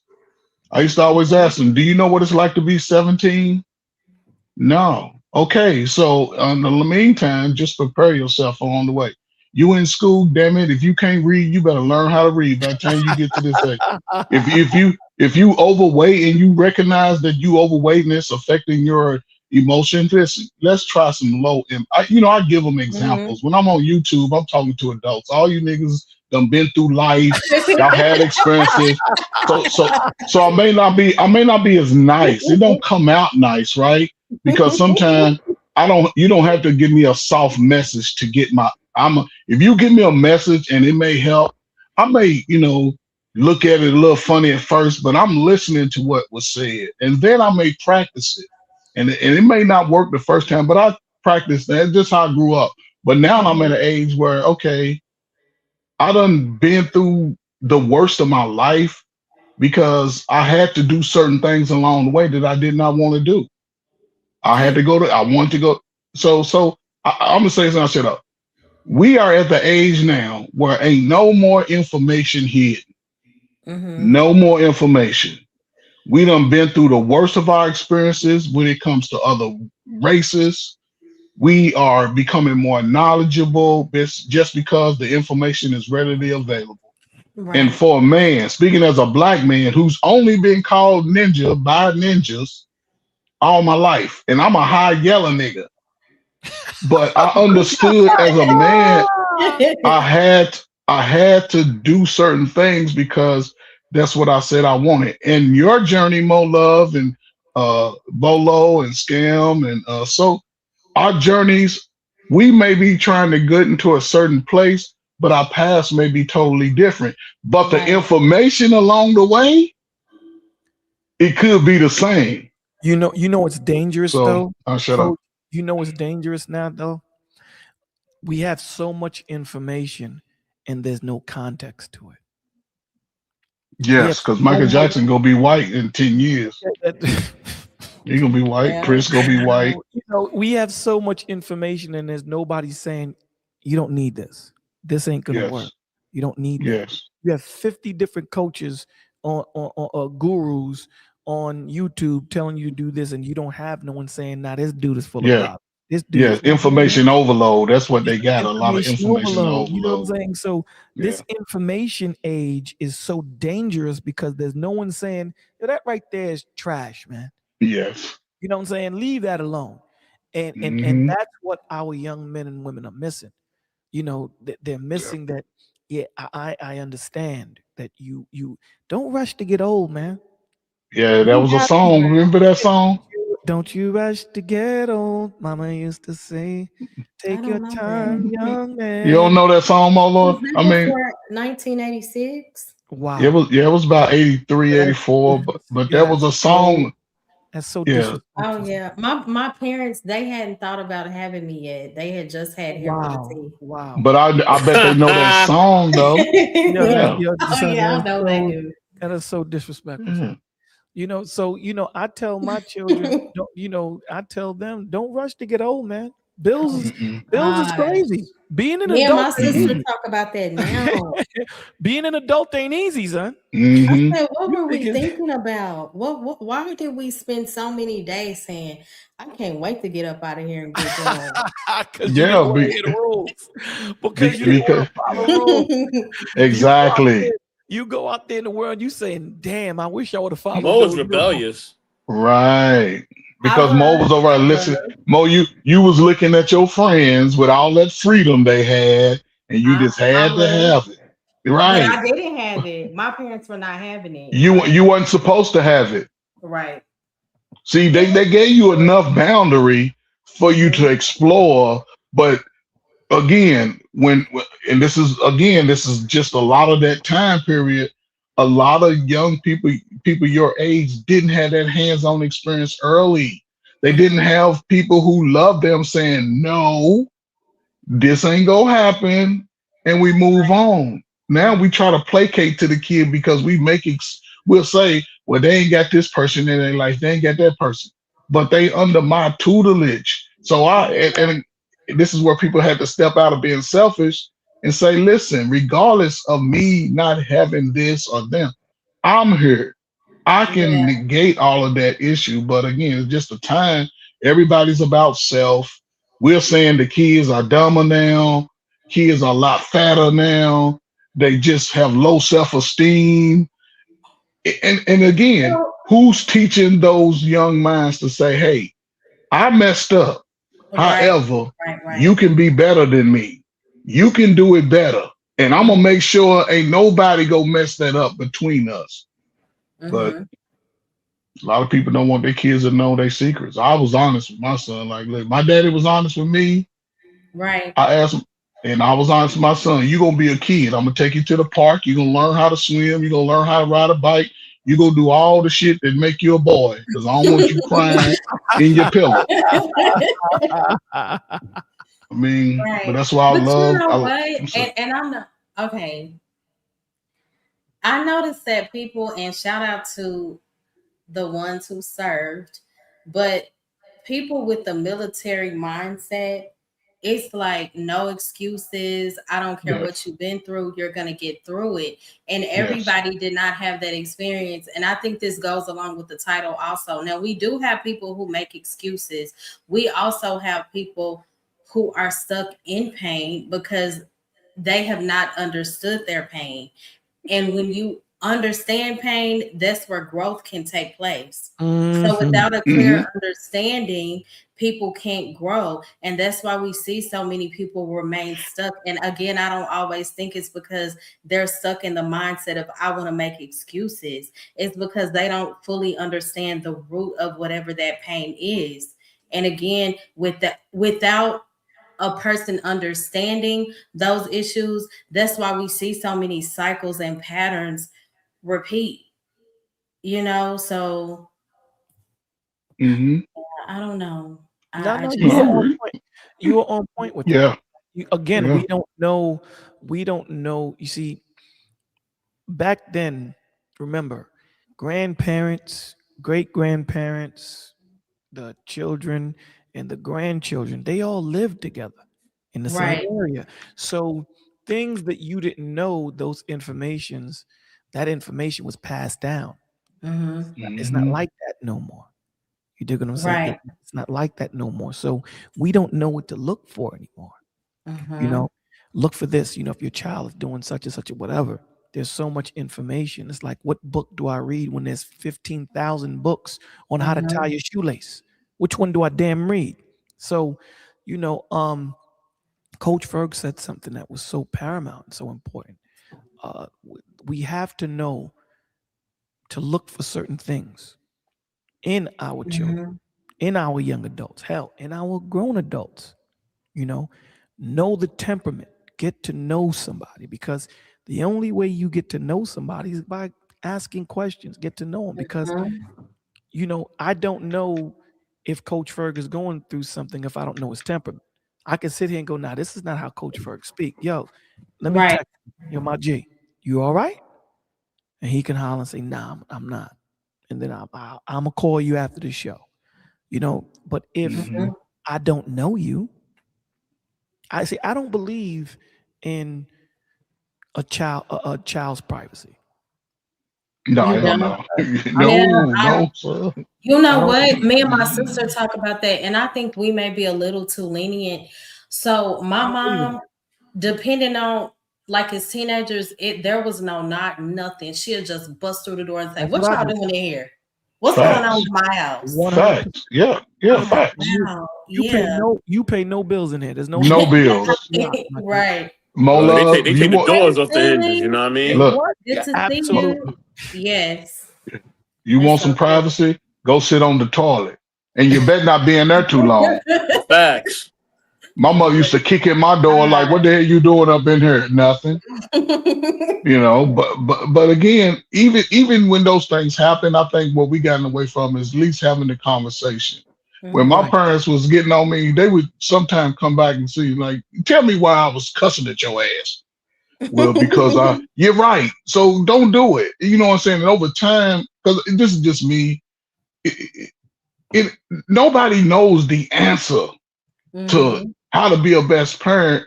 But Mo, believe me, if I'm a daddy and I'm looking at two girls and they both pretty, I know it's some shit y'all ain't gonna be able to do.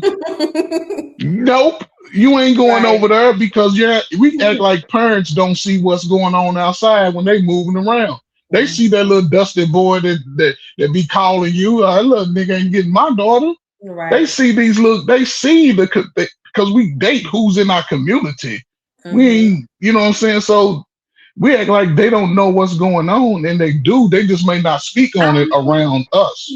I feel like my day outside of my mom busting the door in. What are y'all doing? We couldn't really do anything. Like my mom was like, I understand it's a get together or party, but tell your friends if they want to hang out, they can spend a night here. Y'all are not spending the night over there. And I just remember my dad, when I was a freshman, my sister was a junior, he would leave work in the morning just to drive by the school and say, hey, daughters. I'm like, really? You left work before we go to school just to be nosy? Like, what is going on? Mo, both his daughters are Mo 4 was foot wild, 2, Joe.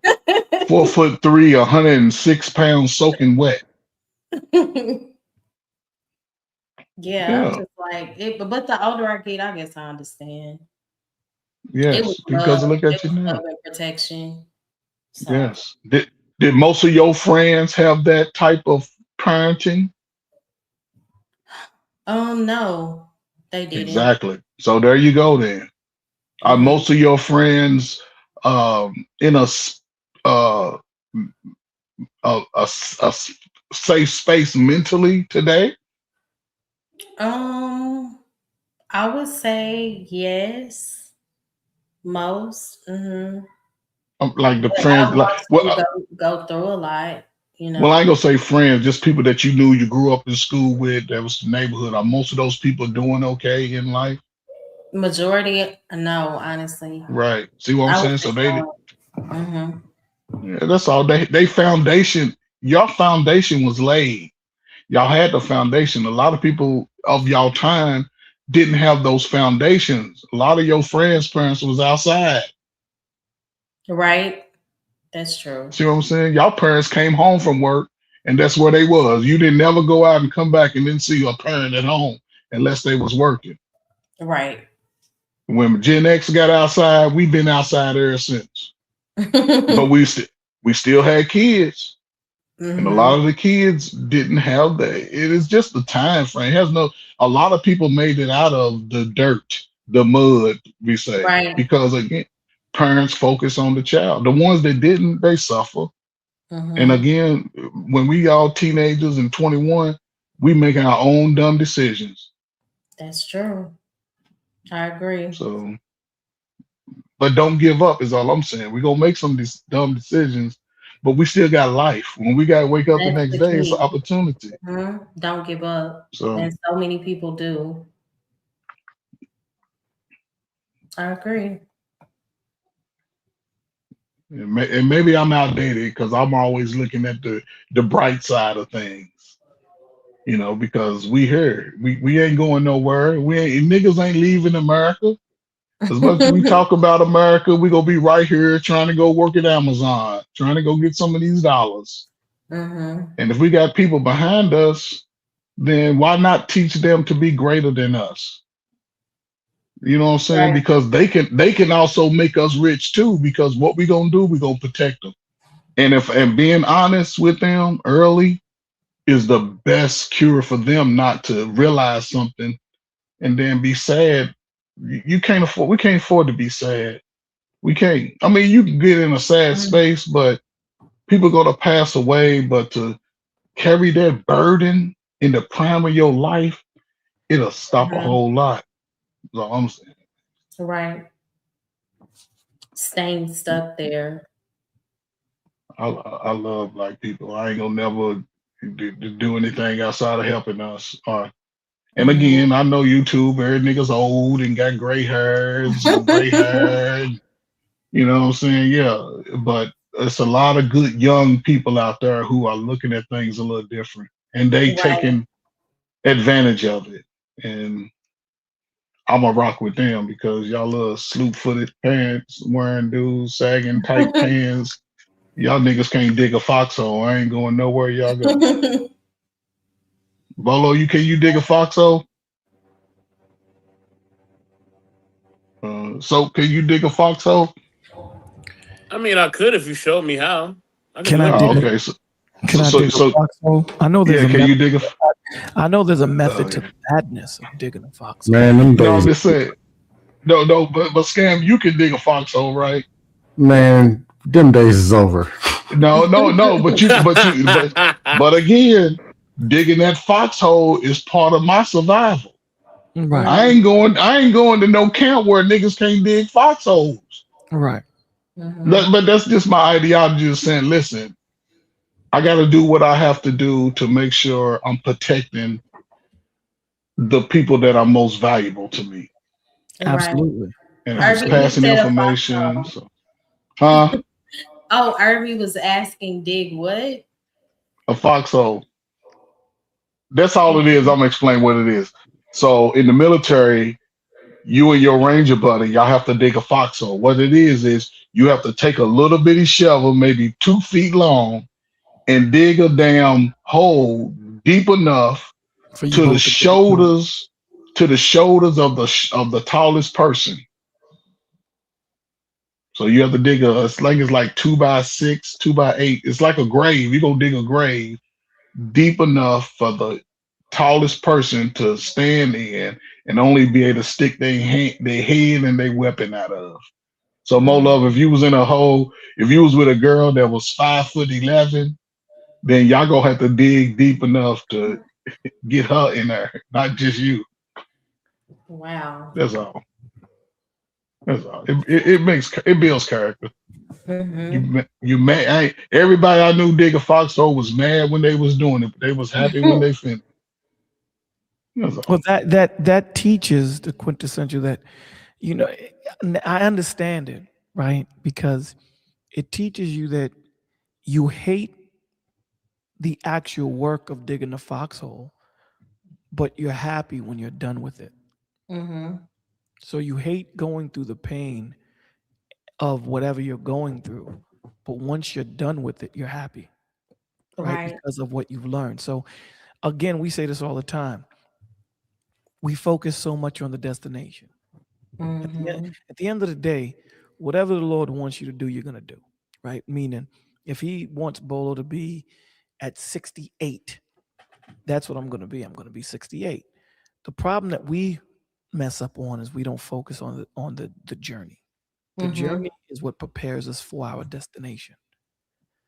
And that's the point that Coach Ferg is talking about. You know, what did you learn? How did you apply it? Did it make you a better person from learning it? You know, Right. And this goes into what you were talking about earlier with Proverbs 4 and 7. When we read it, right, it talks about wisdom is the principal thing. You know, what we go through in life is the wisdom. Right. It's the knowledge, right? Therefore, get the wisdom, get the information. And in all you're getting, get understanding. It makes no sense if you don't know how to apply said wisdom and knowledge. Exactly. Right. That's the point. Who are you learning to apply this information for? Are you learning it to apply it for the world, or are you learning to apply it for God? You have to make a conscious decision, right? What are you using your experiences in life for? If you're using it for you and to propagate yourself, opposed to helping, you know, people and those who need it, then you're selfish. Then people like that I don't need around me. I don't need selfish people around me. You know, there's enough of them in the world. So, yeah, man. Yeah, that's true. Vaughn said, don't give up, be not weary in well doing. Absolutely. For a new season, you shall reap if you faint not. Ooh. If you faint not. Yeah. Jazz said, I have family in JM, I think Jamaica. Okay. I have family in JM, so I may leave America. Hey. Laugh out loud, born and raised in America. Here's the thing though. Here's the thing. When this thing happens, when this thing goes down, there's not going to be enough place that you can go to that you're not going to feel a reach. That's the problem. The problem is people think that they can go someplace and escape it. You can't. This is going to be a worldwide situation. Mm-hmm. You know, it's going to be a worldwide situation. Some places worse than others, absolutely, Right. but every place is going to feel it. And then you got to get to that airport, Jasmine. You know what I'm saying? So there's Yeah. so many moving parts to this thing. There's so many moving parts. So my thing is, since I'm here, I am here. Why not create the network while I'm here for here? Mm.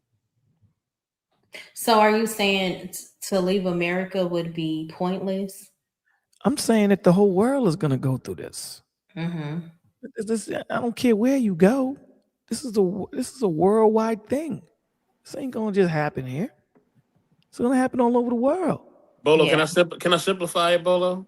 Are you know I'm coming. You know I'm coming. You I ready, know Bolo? when you prophecy and there pit all of bulls that. involved? Nah, there ain't no pit bulls. Listen, All right, people. go ahead, Look. brother. Listen. I'm just using my inner ghoul. I'm sorry, y'all, from Fallout. I'm sorry. Listen. Inner ghoul. Yes, I'm sorry, y'all. Listen. Most people are dumb, and most people are evil, and most won't make it. The end. That's it. That's what he's trying to say. He being nice about it, but that's what he's trying to say. Mhm. I didn't get that, but hey, I'm saying that what I'm saying is that the reach of this thing is going to be global. Mhm. It's going to be worldwide. It's not, it's not going to be a place that you can go that you're not going to feel this coldness. This is why the Lord is telling you, seek me while there's still yet time, right? There's not a place that you're going to be able to go to escape it. There is no place. This is it. Like Michael Jackson said, this is it. Let's make it happen. Let's try our best to do the best. Let's help each other. Let's be there for one another. Let's get this. Let's get it correct, man. Right. I don't see. This is me, Bolo speaking. I don't see us being here not more than 6, 7, 8 years. Wow. I don't see that. Being what? The way this is, I don't see it. Really? As long as the Earth rotates around, as long as the sun or whichever one of them's rotating around it, it's always going to be here. What I'm saying is, I know the Earth is going to be here. I'm talking about the condition that man is on this earth. I agree. People gonna be here. I didn't say people wouldn't be here. I'm saying the condition that people are in. Listen, right now I'm talking to y'all in a studio. I don't see 6 years from now that being the situation. It definitely won't. I don't see it. Yes, sir. I don't know. Help me to understand. So y'all saying where y'all currently are right now, in your home, snuggled up with your onesies on with the feet in it. I'm not wearing a onesie, Coach. I'm not wearing a onesie, but go ahead. Get ready to watch the Super Bowl on Sunday on my birthday. Salute. But you mean tell me in 6 years none of that would be a thing? I'm saying to you, the world is not going to be as it is today. Right now, as we're speaking, you think that 5 years ago, 6 years ago, you think the people in Ukraine thought that their country would be the way it is today? No. No.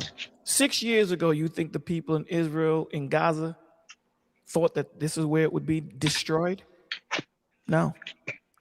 See, we can't see it here in America because we're so shielded from the rest of the world. We're so shielded. Let me explain something to you. When I was in Cuba, the world outside of America is going through some hell, dog. Yeah. Facts. We're the richest poor people in the world. Huh? I said we the richest poor people in the world. Yeah. That's not gonna last. Now again, I'm no prophet, my G. I'm no prophet. I'm just telling you what I feel in my bones. I don't think we got another 6 or 7 years here like this. No. I agree. Things are going to drastically change. It's happening already. It's happening already. The laws to change, the laws for these things to happen are already being passed. Yep. They're already being passed. We just are too stupid to see it because we're watching the Grammys. And we're watching all of these different things playing PlayStation 5. Now, don't get it twisted. I got a PlayStation 5 and an Xbox. Yep, so me too. We're so caught up in doing that and cussing each other out virtually that we don't see it. And that's what they're doing. Right. Hey, Kwafi, good to see you. See, when me and Bolo agree, I know y'all in trouble. When me and him agree, y'all definitely in trouble because we definitely agree on that one for real. Well, guess where I'm gonna be at in 6 years? I'm gonna be sitting on somebody. I'm gonna be sitting on somebody's island, drinking a Mai Tai, rubbing my wife's feet. Cause okay, Lord have mercy. That's it. From your mouth to God's ears, baby. Yeah, it's gonna. We're gonna be here. But again, I think, like I said, 2028 is going to be a reset in America. Yeah, that reset is going to be cool. Explain. What do you mean? But the reset is going to be more of the AI generated, the technological, absolutely. And again. And what do you think is going to happen to, and what do you think is going to happen to these youngins that don't know what? Listen. When systematically, you have to understand that Satan has been planning and plotting. Okay, when he systematically took trades out of high schools, that was a move. These kids don't know how to do anything with their hands as a majority. It's so sad. These kids are not learning HVAC. They're not learning mechanics. They're not learning these wood shop. They're not learning these things. You got to go to school to learn that, and that's costing you $15,000 easy. Now, AI is coming in. All these jobs where you sitting behind a computer and answering phones, they can do that. Man. They can do that. Half those jobs, I was watching a documentary called The Walmart Effect. You got people that got degrees, people that got doctorates working in Walmart because there are no jobs. Man. Now, they're always going to need doctors, nurses, things of that nature, yes. But when it comes to these jobs, AI, man, and they're making these robots. I just seen a robot today. It's ridiculous. That moves like a human being, not that one that Tesla has. This new robot. It's in China. They had to cut the robot open to show that it wasn't a human inside. Wow. They had to cut the legs open. The robot moves like a human being. They got robots jumping rope now. Yep. But Bolo, remember when the first shutdown happened? He said when the first shutdown happened, he said this is a practice run. Yeah, all of it is. All of it is false flag things. They're testing you, right? I'll give you an example. Here in New York City, they got something called stop and frisk. Okay, it's not legal. But they still got stop and frisk? Yeah, absolutely. What they're doing is they're getting you used to the stop and frisk. That's what they're getting you used to, so that when they do implement it, it's already second nature to you. Right. So y'all saying that we're gonna bow down again? Oh, absolutely, my dude. There's gonna be those that don't. Don't get it twisted. There's gonna be those that don't. Those believers that serve right now, we're not gonna bow down. But understand it ain't gonna be easy. Understand that it's not gonna be easy. There's a reason why they're making everything federal. There's a reason for it, man.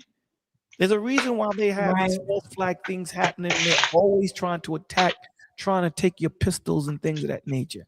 There's a reason.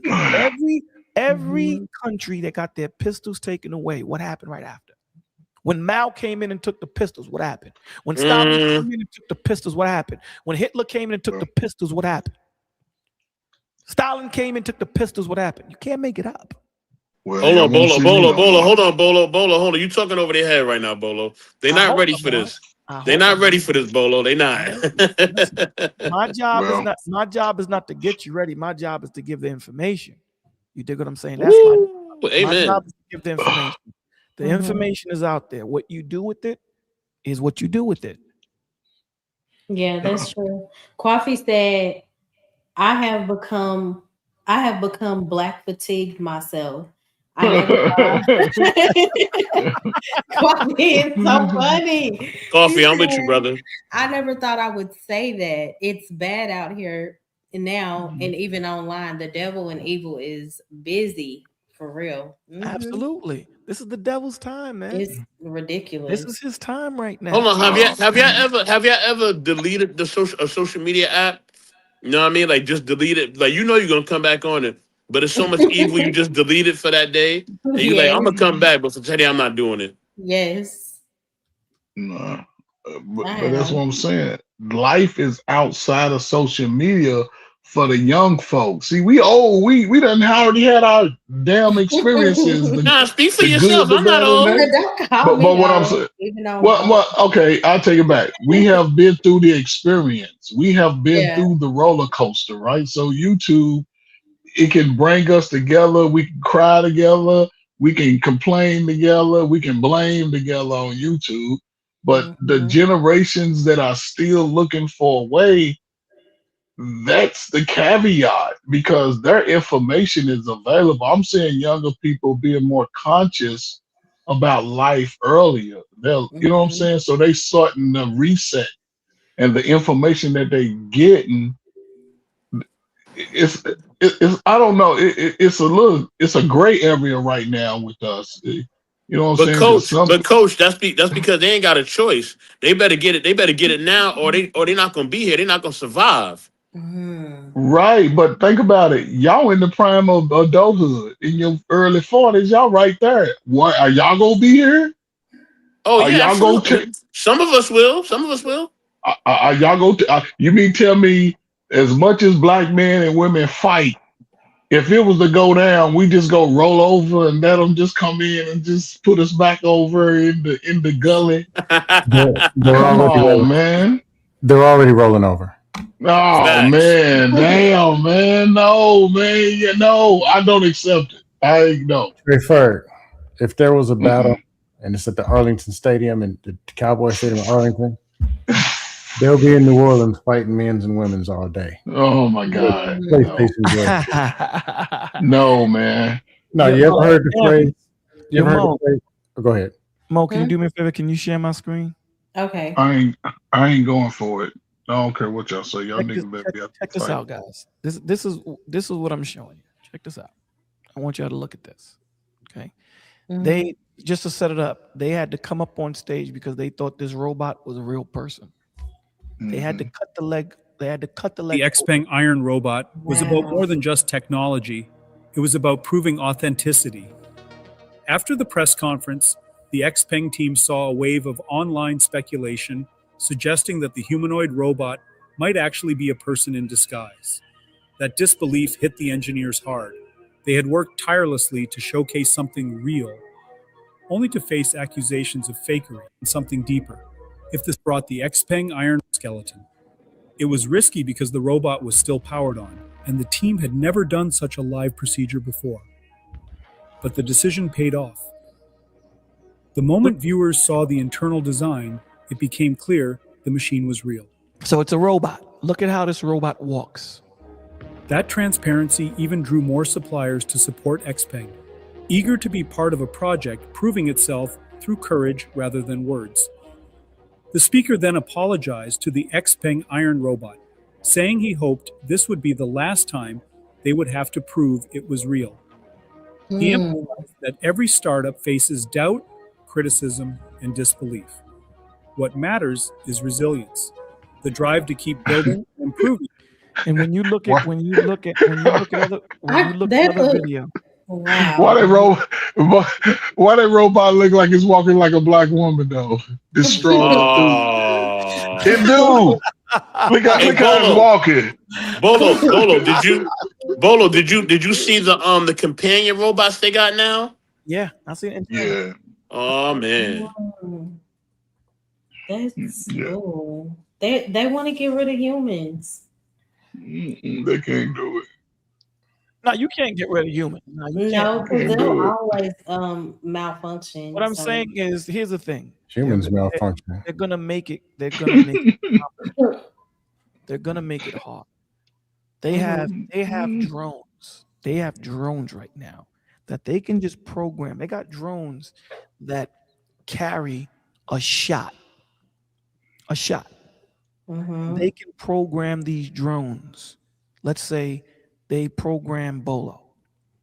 These drones form swarms. And remember, they carry a shot. And they're like thinking bullets. This is what they're doing, dog. Who do you think they're doing that for? For regular people? And this is what they're showing. And you know, anytime they show you something, that's about 15 years old to what they really have. Right. Listen, man, my thing is, listen, I'd rather have the umbrella and not need it than to need the umbrella and not have it. There you go. I agree with that statement, Kwafi. Yes, sir. So you're saying, Back chat? Okay. You're saying, so that video, you said they show things from about 15 years? Yeah, at least 10 to 15 years, yeah. You see the airplane that's supposed to be the baddest airplane? What is it? The Blackbird? That Blackbird was created in the 60s. Blackbird was made in the 60s. And that Blackbird is the highest. That Blackbird, I was watching a simulation, coach. The Blackbird can fly from New York City. I think it was California. In about 2 hours. It defied, what is it, like what they call it, supersonic? It goes like to Mach 9 or some nonsense like that. It flies all the way up into the stratosphere. It can get from New York to LA in some crazy time. And I'm like, yo, if they're showing you this, they're not going to show you what they have today. Right. Because I wouldn't show you what I got today. I'm going to show you what I got 30 years ago. Look at this. This is bad, right? Yeah. You have no clue what I got down the pipeline, G. You have no clue. I'm just saying. Yeah, and that's why you got to call me, Scam, so we can talk, man, because I need to talk to you about that anyway. And that's why, as far as the future for younger generation, it's important for them to get into those science and math and go to that, because reading here, we've been making up our own language in America since we've been here. But the numbers, the science of it, the chemistry of it, that's the way of the future. That's the way of the future, because with the computer, it ain't nothing but science and the technology of it.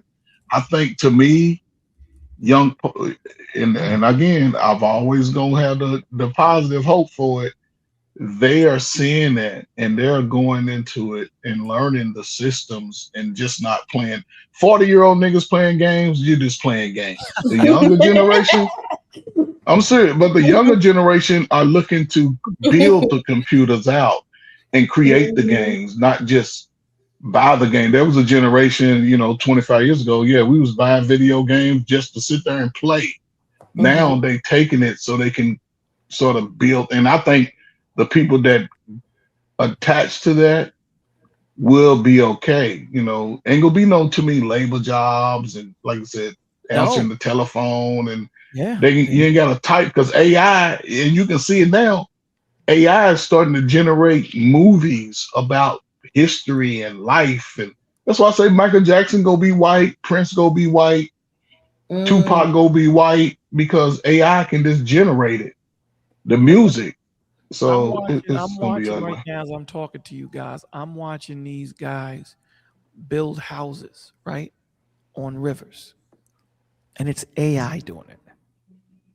You can't tell it's AI unless you really look at it, like the way, they lay down the cement. You can see where AI messes it up. But if you just look at it, it looks real. It looks real. These dudes look real. And it's AI completely, 100%. Listen, man, at the end of the day, all we can do is tell you. What you do with it? Who is it? That's Coach. You gotta mute him. Oh, it's Coach Bird. Okay. What's that? That's my. It could be like, okay, got it. And coach, leave us Hey, 40 Chico. leave Good us to 40 see leave us you. 40-year-olds alone, coach. What's going on, Cheapo? Leave us 40-year-olds alone, coach. Y'all the gatekeepers. Don't do that, coach. No, it's your Y'all the generation that's the gatekeepers. No, y'all the gatekeepers. Cause remember, we the OGs, y'all the UNC. The UNC is the one supposed to give you that tough information. The UNC is the one that's supposed to come over when you the brother of the mama. So when the mama say Nug Nug is acting silly, UNC got to come over and have a conversation. My man said Nook Nook is acting. Oh my silly. gosh. Yeah, I'm just Yeah. using a YouTube word. That's a YouTube word. Is it? Yes. Pookie, Ray Ray, Nug Nug. Yeah, all over. Pookie and Ray Ray, I know. Yeah. Marquavion Jenkins the third. That's crazy. That's crazy. Yo, Mo, can you share my screen, please? Okay. Check this out right here. Check this out. That dude is fake. That's not real. What? That's not real. See right here? You see how he's spreading it? That's how you could tell it's AI. You see how he's spreading it around? That's I do pretty good about telling AI in videos, Yeah, but but I look at wouldn't this know right here. here. This Yeah, they joint look right here, real. they look. Yeah, I've just been watching this for the last 2 days. These things, and it's for SMR, right? Like for the noises. But this is crazy. This looks real, like a real guy. It does. Wait till they take over sports. Brother, listen, man. What I'm saying, LeBron ain't got nothing on XGX 2000. Do you think they'll take over sports though? To Who be honest, knows? everything is slowly okay. Let's take women's for example. It was real women's, real men's, then became women's getting plastic surgeries and stuff, which is fake. Then it became the PORN and all that. Now they got mutated dolls and whatever. Then there's going to be robots. There's a slow transition from a real woman to a fake one. Employees, they were real ones. Then it's technology. Then now they got robots doing the work, like FedEx, loading trailers and stuff. So in everything, they're transitioning from the real to the fake. So yeah. Yeah, I don't disagree with you. I don't disagree with you. So People play video games, right? So instead of going outside and throwing a football and tackling each other, whatever, they're sitting in and maddening each other to death. So their brains are more conditioned to the fake thing than it is the real thing. damn. So you mean tell me, and this is me, that we gonna be so dummied down in the future It's already happened. that we gonna be sitting there talking about we're going to watch the Super Bowl and it's gonna be a bunch of robots running around. Oh man, we doomed, man. Coach, you ever seen the movie Idiocracy? Nah, I ain't seen that one. You gotta watch that called Idiocracy. Y'all know what I'm talking about. I think Bolo and them know what I'm talking about. Yeah, I'll put it this way. The men's and women's conversations are fake because they're having 6-hour panels on stuff that ain't even happening. And this is the 30, 40, 50-year-olds. And they want something that's fake. So what you think their kids doing? What they gonna learn? And they're already men over here and the women way over there and not talking to each other. And no, here's the thing. In the hood or in regular people, I'm old, I'm 45.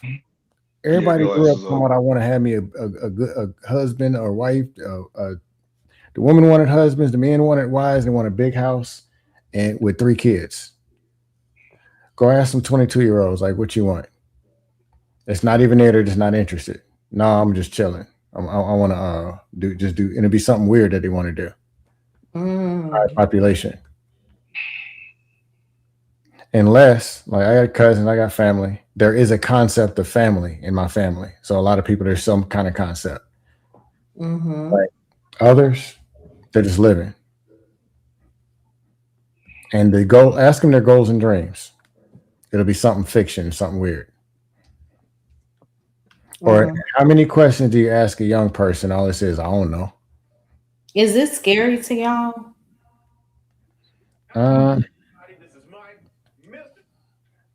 It's not scary to me.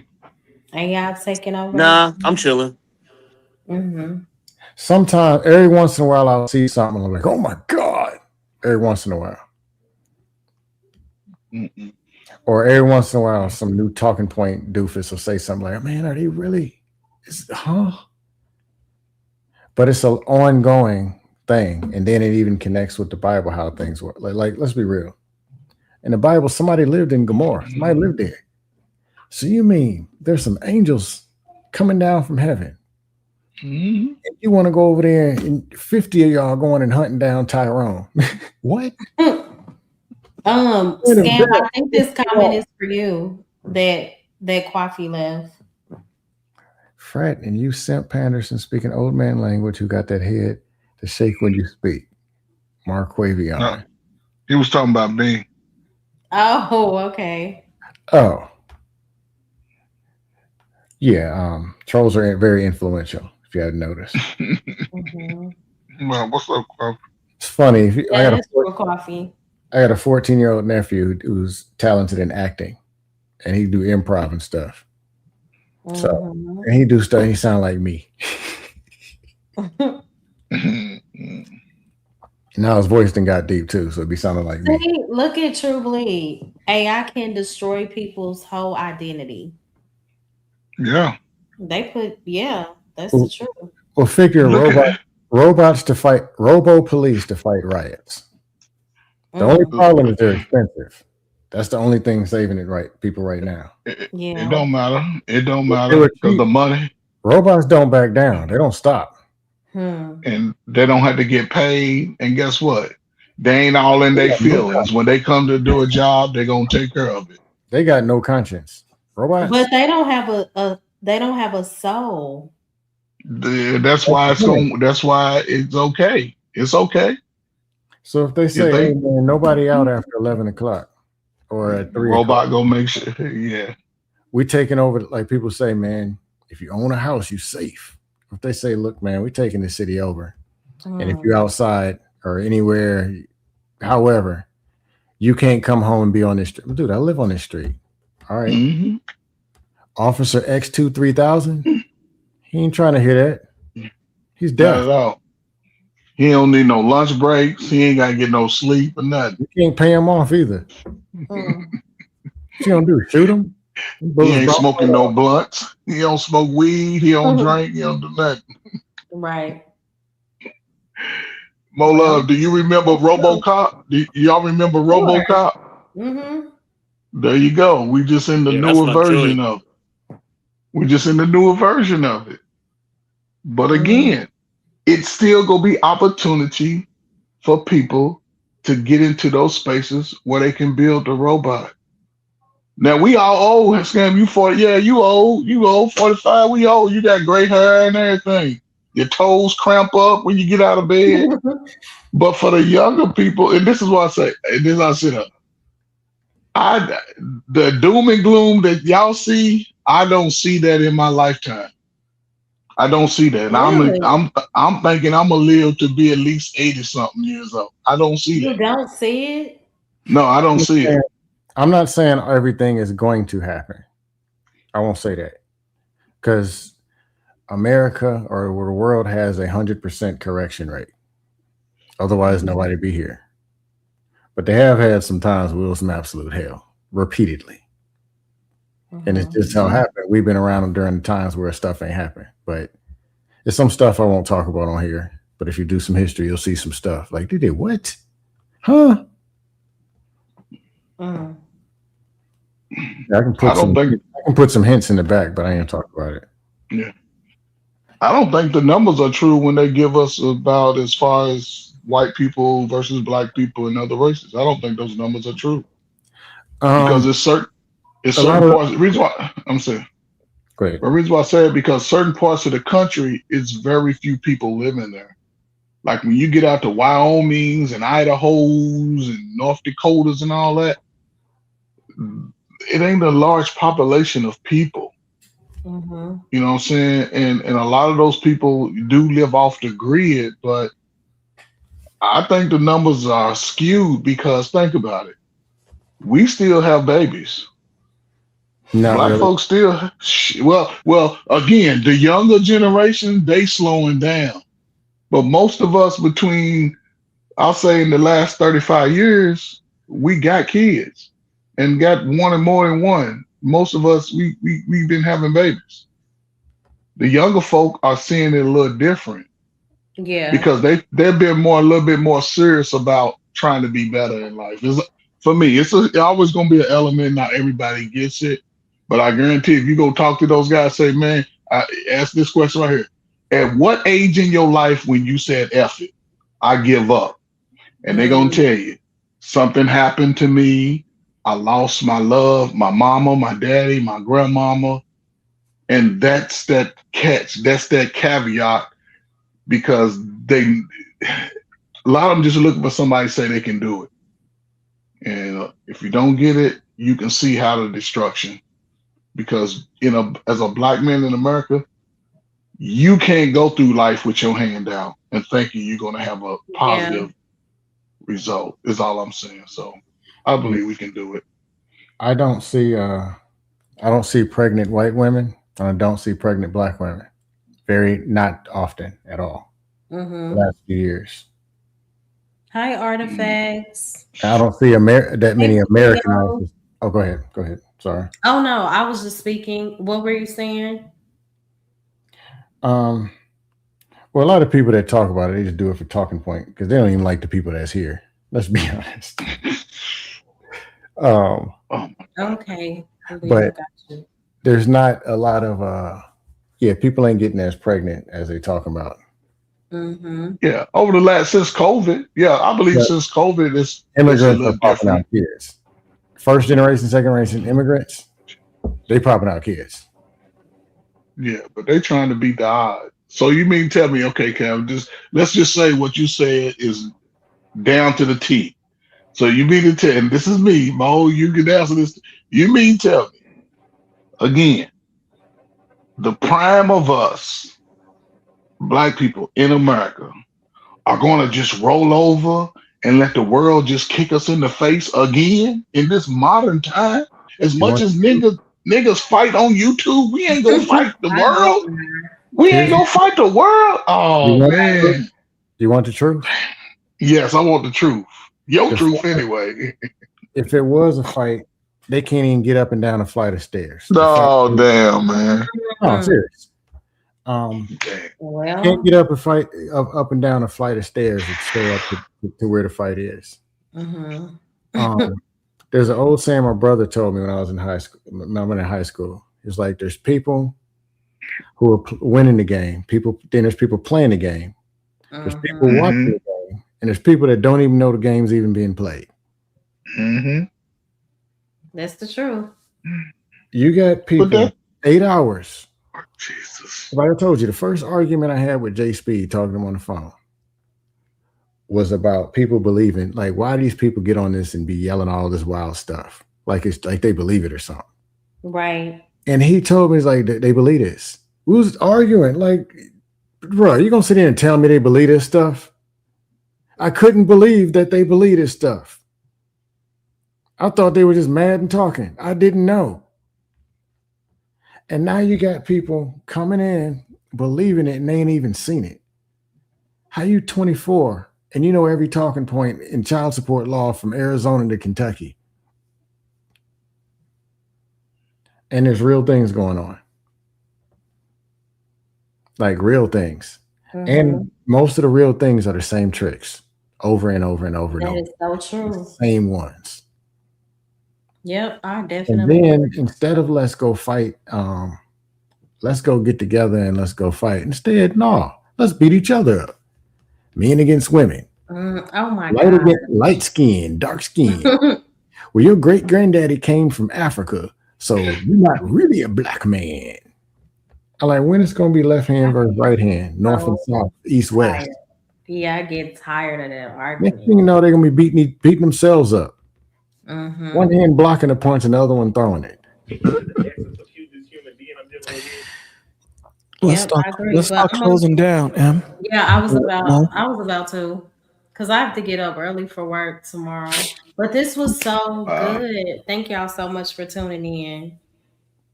No problem. Final Yeah, thoughts, we'll Sam talk. or Ferg? Yeah, we are talk, brother. Please. I don't know that much, but I do know something. I'll take whatever I can get, brother. Oh, my bad, Mola. I'm interrupting. Oh no, you're good. I was just doing final thoughts. Yeah, And final shout out thoughts, to the man. chat. I appreciate y'all for tuning in. Please subscribe if you have not. Feel free to share my channel. We'll be live again Sunday night at Sunday. 10:30 Central PM.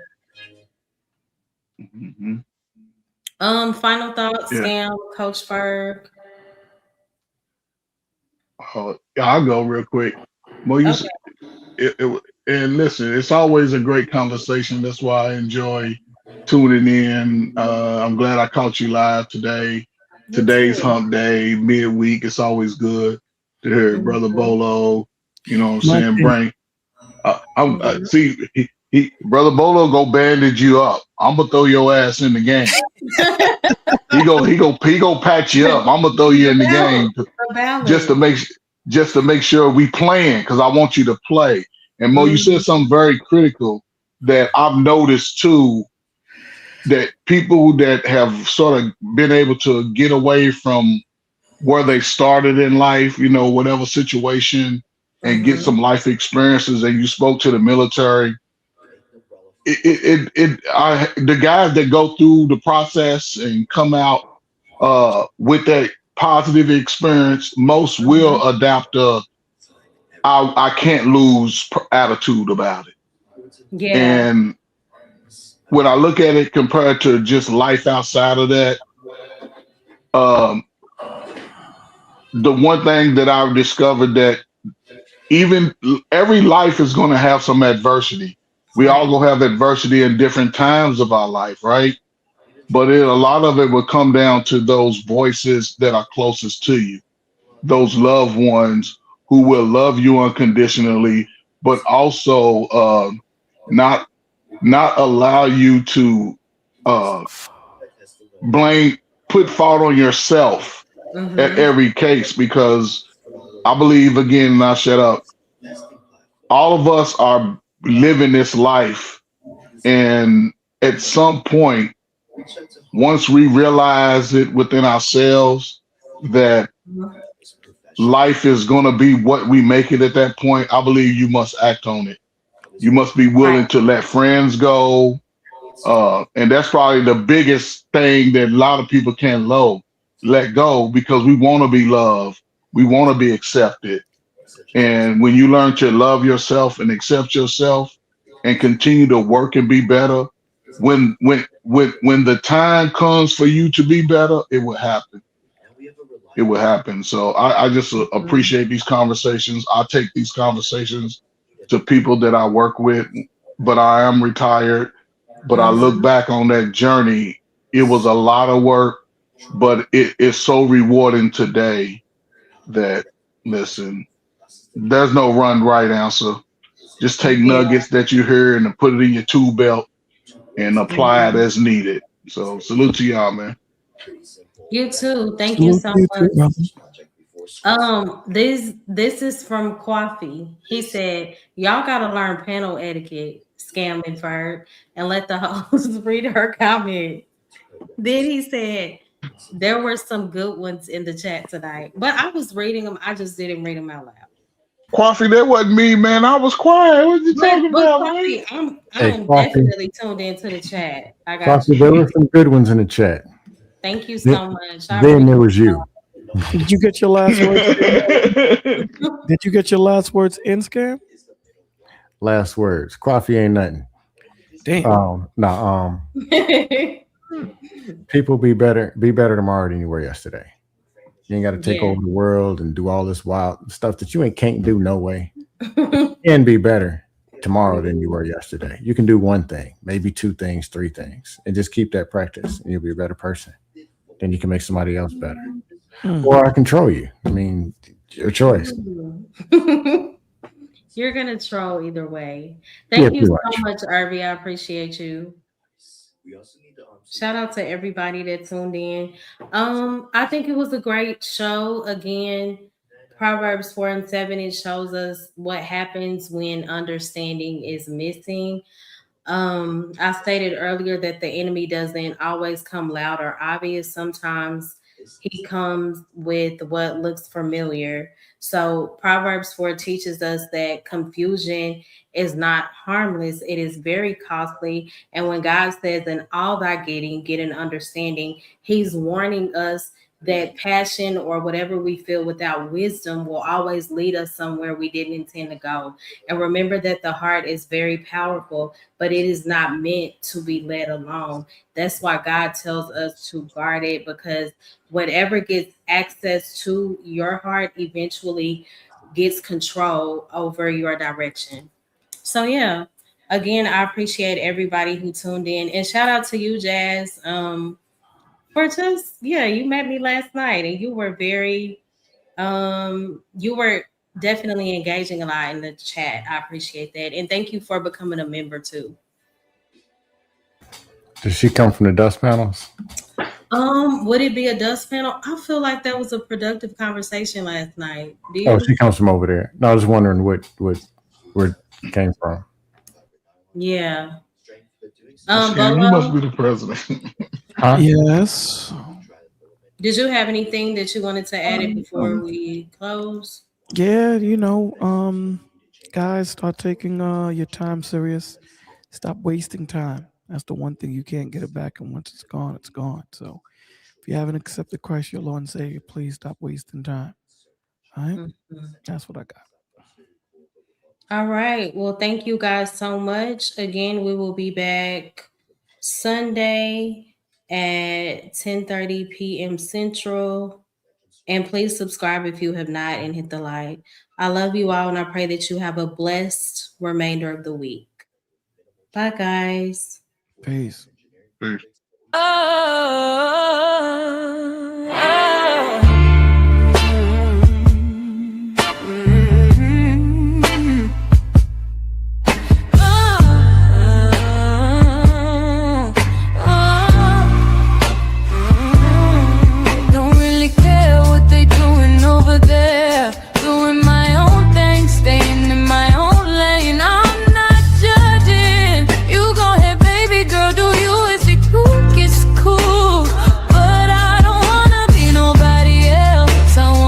Myself, I'm not a blended kind of girl. Telling how you could see the pain these people living in, all while trying to fit in. No true purpose, just paying off a temporary gain.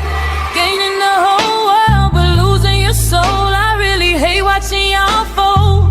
Everything is conditional, so please go choose safety. My Lord is willing, have you talked to him lately? I know we fall down and get up, yeah, we be tripping. Perking your ear until the Lord, can you please just listen? So much evil everywhere you look and turn. Watch you fight and pray, I'm gonna need you to learn. We won't win if we stay stagnant and won't rise above in a world filled with hate. Show more love. Show more love. In a world filled with hate, show more love. This ain't a game, y'all. Enemy out here stealing lives, y'all. Playing our face and we distracted when we see them take they fall, y'all.